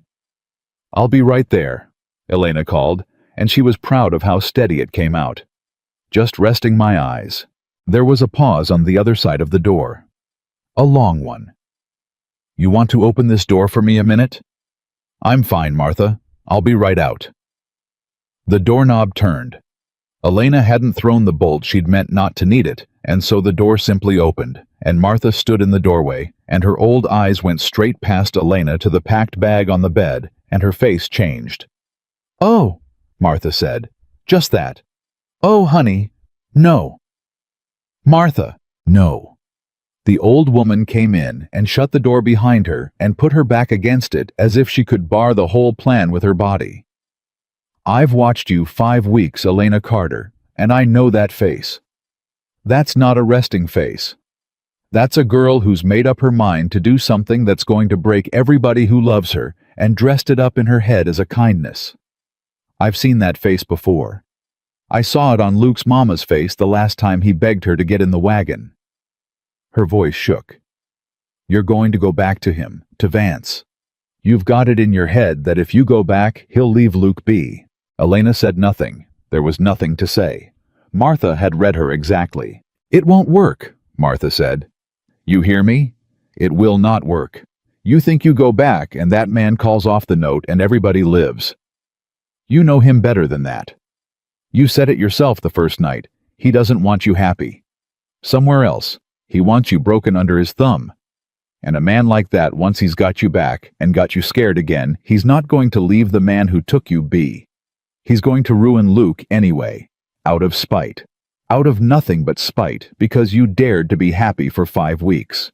You'll have thrown yourself back in the fire, and the fire will still take Luke too. You'll have given him everything and saved nobody."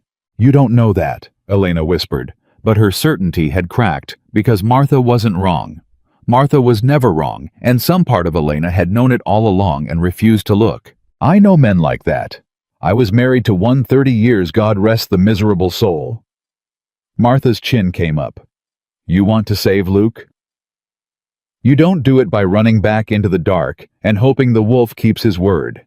You do it by staying and standing up and helping the one honest man in this whole business fight the thing out in the open where the light can get at it. That's how you save Luke. Not by throwing yourself away. By being worth what he already knows you're worth." Elena's careful mask finally broke all at once, and everything she'd been holding down came flooding up. "But it's my fault, Martha." It came out ragged and desperate. All of it. The note, the ruin, everything Harold's going to do. It's because of me. He'd never have looked twice at Luke if not for me. If I'd never gotten off that train, Luke would be safe in his life right now. And instead, he's going to lose everything he built, because I couldn't, just because I ran to him of all the men in the territory.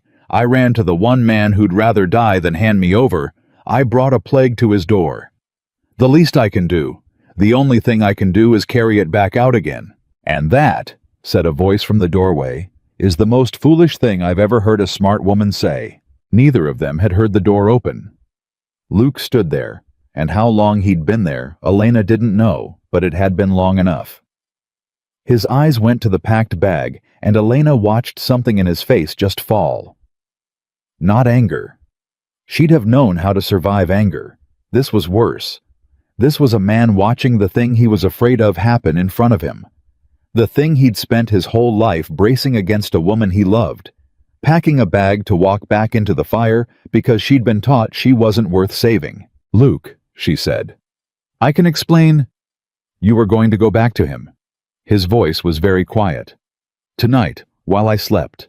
You packed your bag and you were going to walk out to that road and go back to the man who cracked your ribs, and you were going to call it saving me. To stop him ruining you, by ruining you instead."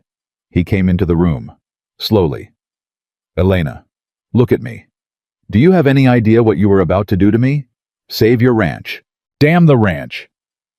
It burst out of him the first time she'd ever heard him raise his voice, and even Martha startled, and Luke caught himself immediately brought it back down, but the crack of it hung in the air. I told you the first night standing in the road, take the ranch, I'll build another. I meant it. There is not one board of this place, not 1 acre, not the whole of it burned to the ground that is worth what you were about to do. Do you understand? You were about to hand yourself back to that man to save a pile of wood and cattle. You'd have traded your life because that's what it is. That's what going back to him is. It's a slow death, and you know it. You'd have traded your life to save my property. And you'd have called it love. It is love. The word tore out of Elena before she could stop it, and once it was out, she couldn't take it back, and she stood there shaking with the enormity of having said it. That's why, don't you see? That's why you fool you. Impossible. I can't watch you be destroyed for me. I can't. I've cost every person I ever. My mother died worrying about me, and I couldn't stop it. And now I'm going to stand here and watch you lose everything because you were kind to me one afternoon on a train platform, and I can't. Luke, I would rather go back to hell itself than watch the one good thing that ever happened to me get burned down because it happened to me. The room rang with it. Luke crossed the last of the distance between them. And he did something he'd never done in 5 weeks. He'd never once touched her without invitation. Not once. He'd waited every single time for her to reach first. But now he took her face in both his hands, gentle as prayer, and he tipped it up so she had to look at him, and Elena, who 5 weeks ago had thrown an elbow into a man's jaw rather than be held, did not flinch. She let him. She stood in the circle of his hands, and she let him, and that more than any word told the truth of how far she'd come. "Listen to me," Luke said low and fierce.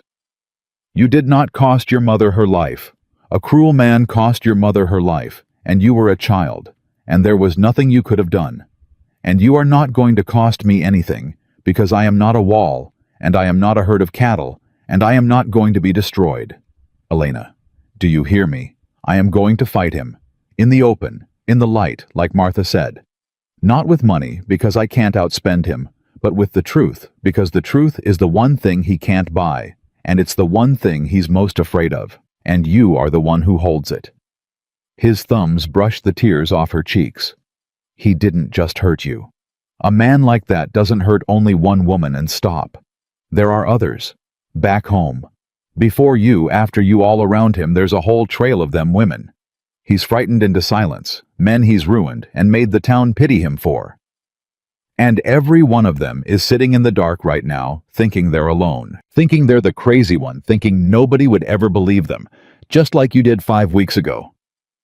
He held her eyes. "You don't save me by running back into the dark. You save all of us, you, me, my ranch, and every woman he ever put his hands on by walking into the light and telling the truth so loud that the dark's got nowhere left to hide. That's how we beat him, Elena. Not you disappearing. You testifying." Elena stared at him. "Testifying," she repeated. "You mean a court, a courtroom, me, standing up in front of the whole town in front of him, and saying out loud what he—" Her voice failed. The very thought of it made her body go cold. To face him. To say the words with him sitting there, watching her with that patient, wounded face, while a room full of strangers decided whether to believe a used-up girl or a rich, respectable man. "Luke, no one will believe me. That's his whole power. Don't you see, he's spent years making sure no one would ever believe me. He's the mill owner. He gives to the church. He's got the sheriff back home in his pocket and half the county owing him money. And I'm nobody. I'm a mail-order bride with a history of running off. He'll stand up there calm as Sunday and say, I'm hysterical that I imagine things, and everyone will look at me the way they always look at me, and I'll lose. And then I'll have said all of it out loud for nothing, and he'll take me anyway, and it'll be worse than before, because now he'll know I fought. You won't be nobody, said Martha. They both turned. The old woman had straightened up off the door, and there was something in her face now, something that had been building through the whole exchange, some old buried resolve rising to the surface. You won't be alone up there, Martha said, because I'll be standing up right beside you. Martha, Luke said, what are you? I heard him. Martha's voice was steady, but her eyes weren't. That first night, on the porch, I heard him call her his property clear as day, and I said so, and he knows I heard it. That's a witness in any court in this territory. But that's not... She stopped. Her hands were twisting in her apron. That's not the whole of what I can say. There's something I never told you, Luke. In 11 years I never told you, and I'm going to tell you now, both of you, because I think God kept me alive this long for exactly this. Elena went very still. Luke went very still. You know I came out here from back east, Martha said. You know I came alone, an old widow woman, and you took me in and never asked too many questions, and I always loved you for that.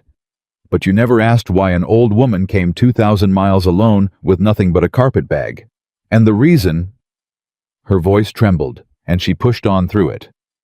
The reason is that I was running too. Same as Elena. 30 years I was married to a man who, well, same story. It's always the same story. And I stayed. Lord help me, I stayed 30 years because I was afraid, and because I had nowhere to go, and because he told me every day that I was nothing, and I believed him. And do you know what finally made me run? She looked at Elena. My daughter. My grown daughter, married by then, came to me with a bruise on her arm that her husband put there, and she looked at me. She looked right at me and she said, Mama, is this just what it is?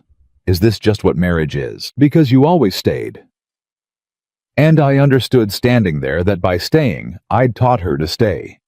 That my silence had been a lesson, and she'd learned it, and now she was going to hand it down to her daughter, and it would go on and on forever, all because none of us ever stood up and said out loud, no. This is not what it is. This is not what we deserve. Tears were streaming down Elena's face now. Luke had turned away, his shoulders rigid. So I ran, Martha said. At 61 years of age, I finally ran because I decided I would rather die free in a strange country than teach one more girl in my family that staying was love. And I came out here, and I found this good man who'd built a whole life around never letting it happen to one more woman, and I thought, well, that's it then. That's where I'm meant to be. And I've been here 11 peaceful years, and I never thought I'd have to say any of it out loud again. Her chin came up, and her old eyes blazed. But if that girl has to stand up in a courtroom and face down a man who broke her, then by God she is not going to do it alone, because I am going to stand up right beside her. And I am going to tell the whole world what men like that are, from a woman who survived one for 30 years. Let them call me hysterical. I'm 62, I've buried 2 husbands and a lifetime of shame, and I have run clean out of things to be afraid of. For a long moment, nobody spoke. Then Elena crossed the room the second time in her life. She'd crossed a room toward someone of her own free will. And she put her arms around the old woman and held her, and Martha held her back. And the 2 of them stood there, 2 runaways, separated by 40 years, holding each other up. You see, Luke said quietly from where he stood by the window, you're not nobody, Elena. And you're not alone. That's the lie he needs you to believe, the same lie he needed Martha to believe, the same lie he needs every one of them to believe, that they're alone, that they're the only one, that no one would stand with them. And it's a lie. It's always been a lie. The second one of you stands up, you find out you were never the only one. There were always more of you than there were of him. That's the thing he can't afford for you to learn. Elena lifted her head from Martha's shoulder. There are others, she said slowly. Back home. You said it, and I know it's true. There's a woman named Sarah worked in his house before me, Everyone said she left to care for a sick aunt. But I saw her once at the market and she had my same way of moving. And there's his first wife.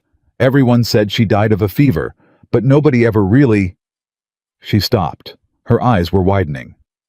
If I stood up and said it out loud, some of them they might not have to be alone either. They might stand up too. "Now you're seeing it," Luke said, and there was fire in him now. "Now you're seeing exactly what he's afraid of. Not one woman, all of you, at once, in the light." Elena stepped back from Martha, and she looked at the packed bag on the bed, and slowly, deliberately, she picked it up. And for a moment Luke's heart must have stopped because his whole body went rigid, and then Elena turned it over and dumped it out on the bed. The 2 dresses, the hairbrush, the Bible, and the photograph of her mother, which slid out and lay face up on the quilt, the young woman in it smiling out across all the years. Elena picked up the photograph. She looked at it a long time. "You stayed," she said softly to the picture. "And I always thought that meant you were weak. I was so angry at you for staying. For years." Her thumb moved over the image. "But you weren't weak. You were just alone.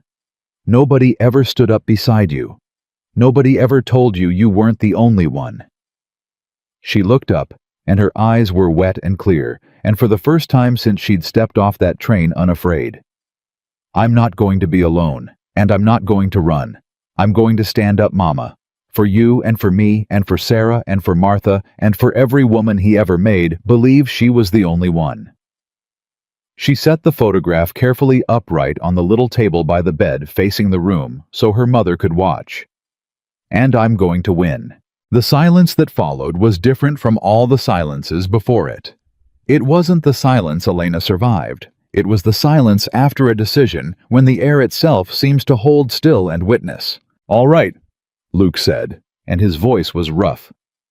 "All right. Then here's what we do. We don't wait for him to make the next move. We stop letting him choose the ground. Day after tomorrow, I ride to the county seat and I file. Not just against the note against him. Assault. What he did to you with Doc Halloran's testimony to the marks. Unlawful threat with Martha and me as witnesses to what he said on the porch. And I send letters to the marshal back in your county, to the newspapers, to any lawyer who's ever crossed him and lost. We make noise. We make so much noise that every one of those women in the dark hears it and knows there's finally somebody standing in the light they can run to." He looked at Elena. "It's going to be hard. It's going to be the hardest thing you ever did, harder than the window, harder than the train. He's going to fight dirty, and he's going to try to frighten you, and there's going to be a day in that courtroom when you're sitting 10 feet from him, and he's giving that reasonable speech and half the room's nodding along, and you're going to want to run so bad your legs will ache with it. And I need to know right now before we start that, when that day comes, you won't run. Because I can stand in front of a lot of things, Elena. I can't stand in front of you if you're running the wrong direction." Elena looked at him. And then she did the last thing. The thing that finished the crossing she'd started 5 weeks ago on a train platform when she couldn't put her hand in his. She closed the distance between them herself, and she took his face in her hands, healed palms against his stubbled jaw, and she made him look at her the way he'd made her look at him.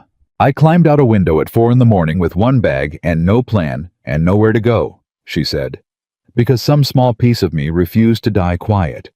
That piece kept me alive across 2,000 miles, and it brought me to you." Her voice was steady as stone. "I'm not going to waste it running now.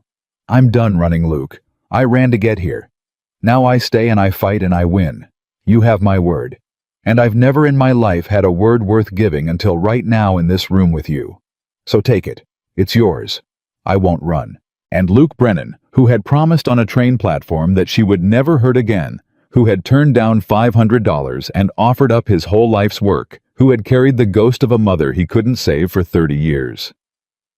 Luke Brennan bowed his head until his forehead rested against Elena's, and the two of them stood there, breathing the same air two broken people who had each at last found the one other person who understood exactly where the break was. "Then we fight," Luke said. "Then we fight," Elena answered. And out in the deepening dark, past the barn and the north pasture and the long road to town, 2,000 miles of running finally came to an end. Not because Elena had found a safe place to hide, but because she had finally found something worth standing still and fighting for.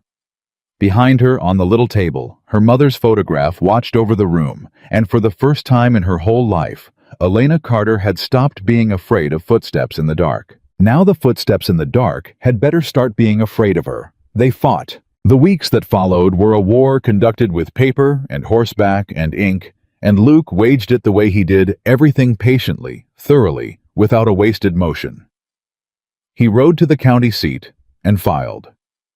He sat up nights at the kitchen table, writing letters in his careful hand, and Elena sat across from him and told him names, every name she could remember, every whispered story, every woman who'd left Harold Vance's employ suddenly and never quite been the same. Sarah, who'd gone to nurse an aunt. The laundress before her, whose name Elena had never known, but whose eyes she remembered. And above all, the first wife, Catherine Vance, dead of a fever at 26, buried fast mourned publicly and lavishly by a husband who'd worn black for exactly the socially required interval, and then advertised for a young bride from 3 states away. "Somebody knows the truth of Catherine," Elena said one night. "A house that size, there's always someone who knows. A cook, a maid. Somebody was in that house when she died and knows it wasn't any fever." "Then we find them," Luke said and dipped his pen again. The first blow of the war landed against them hard. A week after Luke filed, a lawyer arrived from back east, a sleek, expensive man in a coat finer than anything in the whole of Hollow Creek, and he brought papers of his own. Harold Vance was not going to defend himself against these wild accusations, the lawyer announced. Harold Vance was going to countersue for breach of promise, for the return of gifts and monies advanced, and the lawyer said this part with a thin, cold smile, for a competency hearing to determine whether Miss Elena Carter was of sound enough mind to be making these serious allegations at all, given her well-documented history of instability, hysteria, and flight. "He's going to put you on trial," Luke said grimly, reading the papers by lamplight. "Not himself. You. He's going to make the whole thing about whether you're crazy." "I know," Elena said, and her hands were steady. "It's what he always does. He did it to me for 3 years in private. Now he's just doing it in a courtroom." She looked up. "But there's a difference this time, Luke. This time I get to answer back. This time there's a record.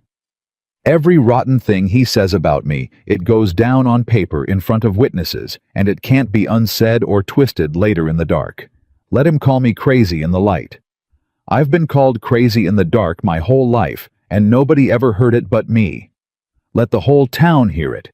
Let them hear him do to me in public exactly what he did in private, and then let them watch me still standing." She almost smiled. "He doesn't understand yet that he's already lost. He thinks the fight is whether people believe him. It's not. The fight was always whether I'd stay silent, and I'm done being silent. That's the whole war, and I won it the day I unpacked my bag." The trial was set for the last week of autumn in the courthouse at the county seat, and word of it spread the way such things do, faster than any newspaper.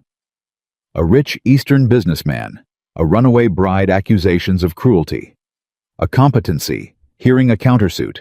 It had everything, and people came from 3 counties to fill the gallery. Elena had been afraid of that, of the crowd, of all those staring strangers who'd come to gawk at the crazy girl. But when the day came, and she walked into that packed courtroom on Luke's arm, in a plain dark dress she'd sewn herself, and felt the weight of 100 pairs of eyes land on her, she did not go small. She did not lower her head. She had spent 5 weeks learning, and then 5 more weeks unlearning a lifetime, and she lifted her chin, and she looked back at them, and she found her seat, and she sat with her spine straight. Harold Vance was already there. He looked, as he always looked, magnificent. Composed, prosperous, faintly sorrowful, a patient man, burdened by an unpleasant duty. He wore his grief for the whole business like a well-cut coat. And when Elena entered, he turned and looked at her, and he let his face fill with a tender, wounded, loving sadness. "See how she's been turned against me. See what these people have done to my poor sick girl." And he held her eyes, waiting the way he'd held them 1,000 times, waiting for her to break, to flinch, to look away. Elena looked back at him, and she did not flinch, and she did not look away. And she watched because she was still the best reader of Harold Vance who had ever lived. She watched the faint flicker of unease cross behind his eyes when she didn't crumble the first small crack in the mask, the first sign that the ground had shifted under him, and he didn't yet know how far. His lawyer went first, and he was good, and it was every bit as bad as Elena had feared. He painted her. A troubled young woman, orphaned, unstable, with no family to vouch for her character. A pattern of flight she'd run from her situation not once but habitually. A vivid imagination that blurred tragically into delusion. And a generous, long-suffering benefactor in Mr. Vance, who had offered this poor creature his name and his protection, and been repaid with wild accusations and public humiliation. The lawyer spoke for an hour, and by the end of it, Elena could feel the gallery leaning his way, could feel the town's sympathy sliding toward the rich, sad man, and away from the strange, nervous girl. And the old terror rose in her, the old certainty. See, no one believes you. No one ever believes you. You're going to lose. And then Luke, sitting beside her, put his hand flat on the table between them. Not touching her. Just there. Within reach. The way the blanket had been within reach on the wagon seat that first day. And Elena looked at that steady hand, and she remembered that she was not alone. That she had never been alone since the day she stepped off the train and the terror crested and broke and rolled back out to sea. Then it was their turn. Doc Halloran testified first, and the small round doctor was devastating precisely because he was so calm, so professional, so entirely without drama. He described what he'd found. 2 ribs cracked and knitting badly at an age, and in a pattern inconsistent with any single fall. Old bruising in a stage of healing that spoke of repeated injury over months. Not one accident. A sprained wrist never set. He read it out like a grocer reading a bill, flat and factual, and the lawyer's attempts to shake him couldn't a fall account for this doctor. Couldn't a clumsy woman broke against him like water on stone. A fall.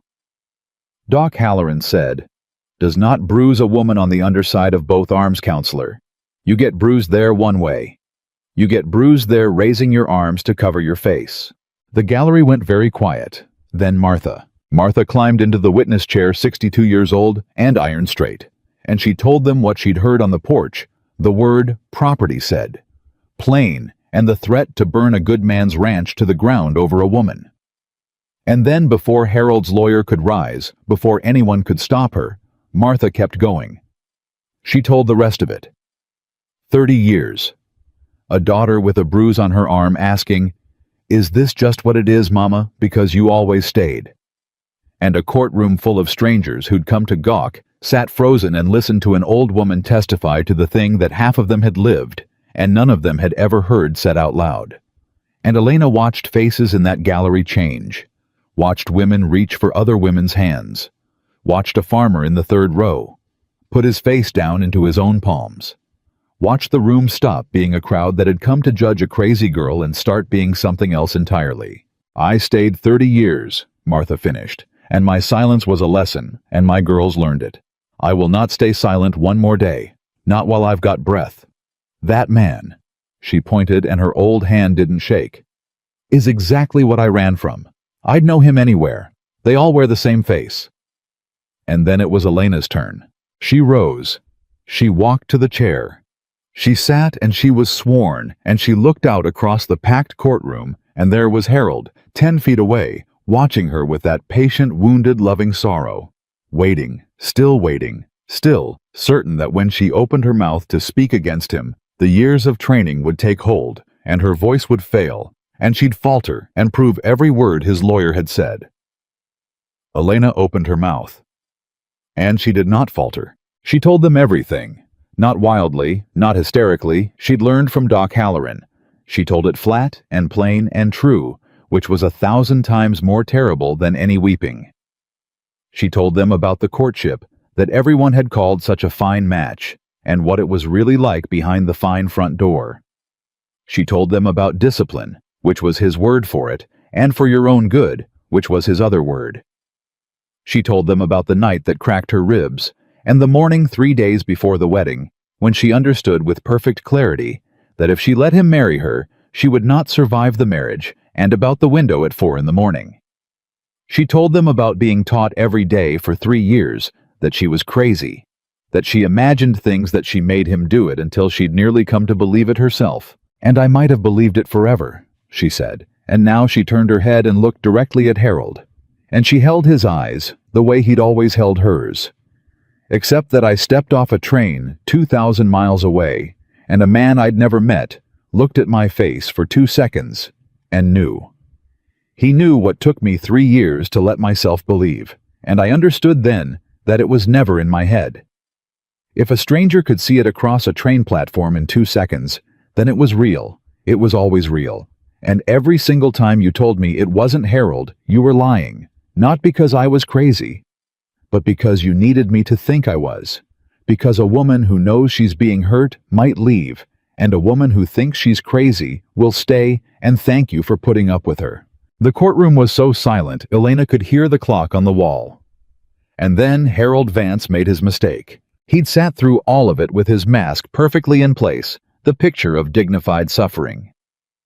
But he was a man who could not bear to lose, and he could feel it slipping, could feel the room turning, and something in him. The real thing, the thing behind the mask, the thing Elena knew could not sit still and let a used-up girl take the room away from him. He leaned over to his lawyer and whispered too loud, forgetting himself for one fatal instant in his fury. And the words carried in that dead silent room carried all the way to the gallery, carried to the judge's bench. Shut her up. I don't care how. She belongs to me, and I'll not sit here and be lectured by my own property. He heard it land the instant it left his mouth. He saw the gallery recoil. He saw the judge's head come up sharp, and Elena watched the mask fall off. Harold Vance entirely. Watch the real face come out into the light at last in front of 100 witnesses, in the one place he could never take it back. And she understood that she had won, that Luke had been right all along, that the war had never been about whether they'd believe her. It had only ever been about getting Harold Vance to show them in the light what he was. And he'd done it himself. His own rage had done what no testimony could. But the war wasn't quite over. Because there was one more soldier coming. One more witness. Luke's letters had shaken loose, and no one in that courtroom knew she was there. The doors at the back opened. A woman came in. Middle-aged, plainly dressed, travel-worn, with the careful stillness Elena would have known anywhere, because it was her own stillness. And Martha's the way you hold yourself when you've spent years being afraid. She walked down the center aisle of that packed courtroom with a folded paper in her hands. And she did not look at Harold. She looked straight ahead. And Harold's face. Elena was watching his face. Harold's face went the color of ash. "I'm sorry to interrupt," the woman said to the judge in a quiet voice that carried anyway. "My name is Ruth Ackerman. I was housekeeper to Mr. Harold Vance for 9 years. I was in the house when his first wife died." She unfolded the paper with trembling hands. "Catherine did not die of a fever. I have carried what I know for 11 years because I was afraid of him, and because I thought I was the only one, and because he told me no one would ever believe a servant over a gentleman." And then a letter came from a rancher in Arizona, a stranger telling me there was a girl standing up in a courtroom saying the same things I'd never dared to say, telling me I wasn't the only one. She looked up, and her eyes found Elena's across the whole length of the room, and something passed between them, some current older than either of them. I wasn't the only one, so I got on a train. The courtroom erupted. It took the judge a full minute to hammer it back into silence.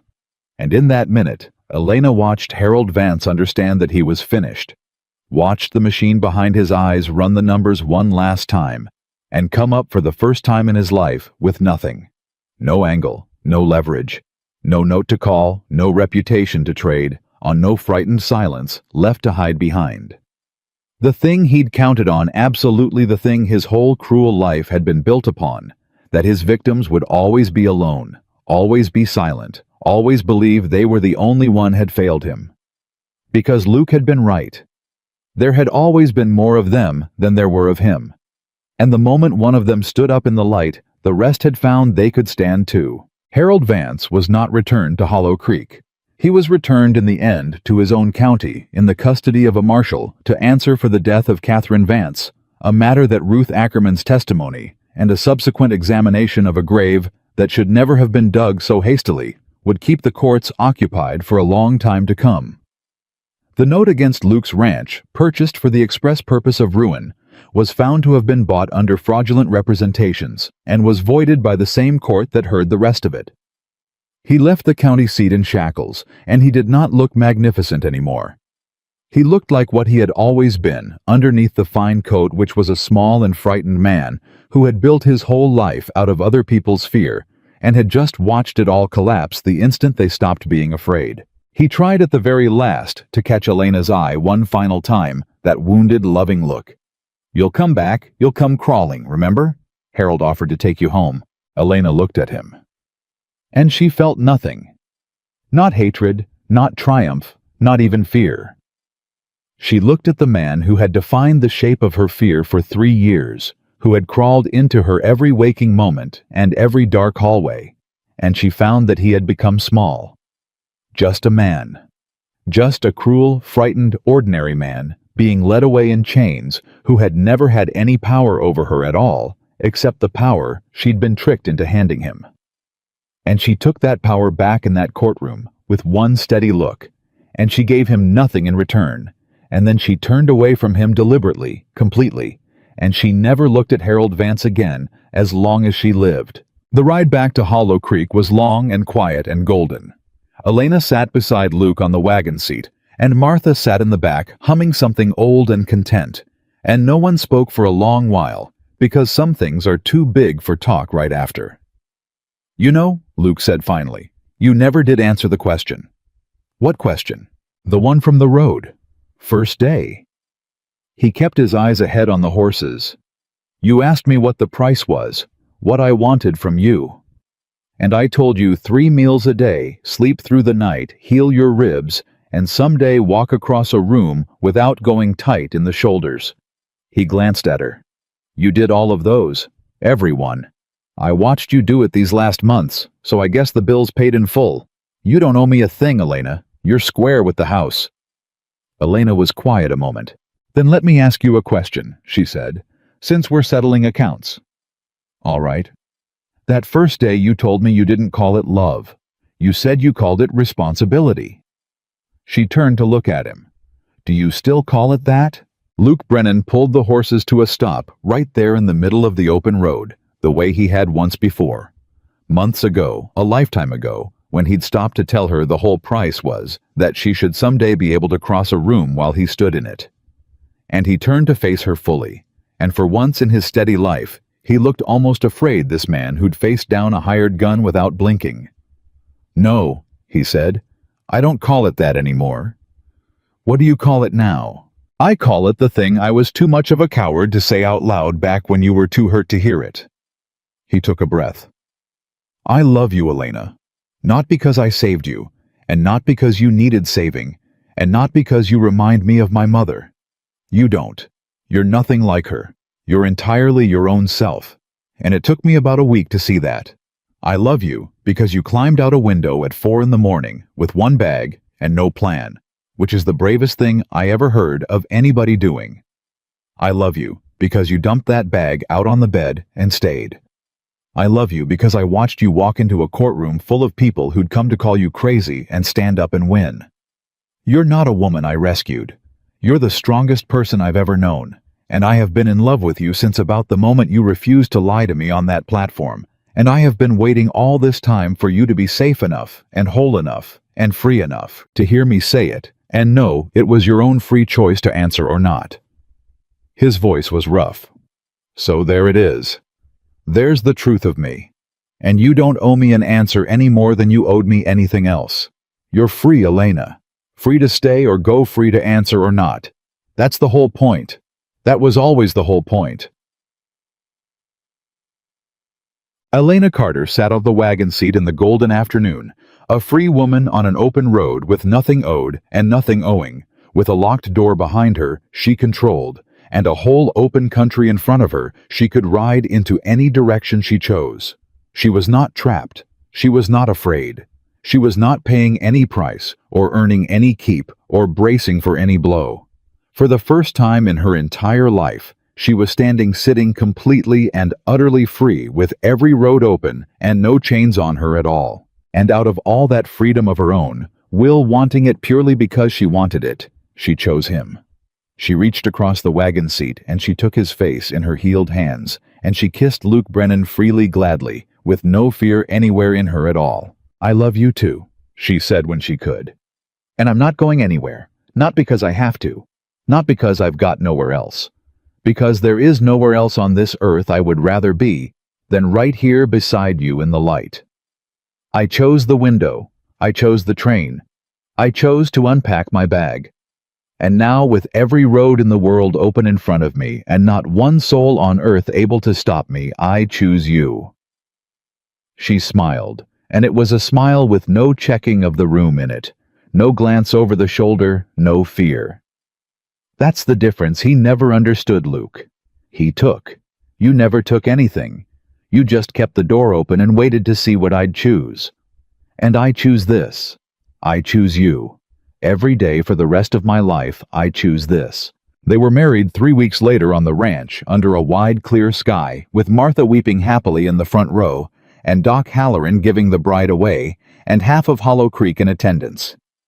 The same town that had once whispered about the beaten girl Luke Brennan brought in off the train, now come to celebrate her because she had shown them all what standing up looked like, and more than one woman in that county had found her own voice in the echo of Elena's. And in the years that followed, the ranch at Hollow Creek became known for something beyond its cattle and its fine north pasture. It became known quietly as a place a certain kind of woman could come, a woman stepping off a train alone, holding herself careful, keeping her head down, trying to disappear. Word traveled, the way such word does, hand to hand in the dark. If you can get to Hollow Creek, if you can get to the Brennan place, there's a woman there who understands. There's a locked door with the bolt on the inside. There's a bowl of soup, and nobody asks you to earn it. There's an old woman named Martha who'll sit with you while you cry and never tell you to stop. And there's a man who will stand in front of anything that comes for you and never once ask you to pay him back. Elena Carter had stepped off a train, broken, silent, and afraid, with everything she owned in a single bag and nowhere left in the world to run. She had come west believing that the best she could hope for was a cage with an unfamiliar shape.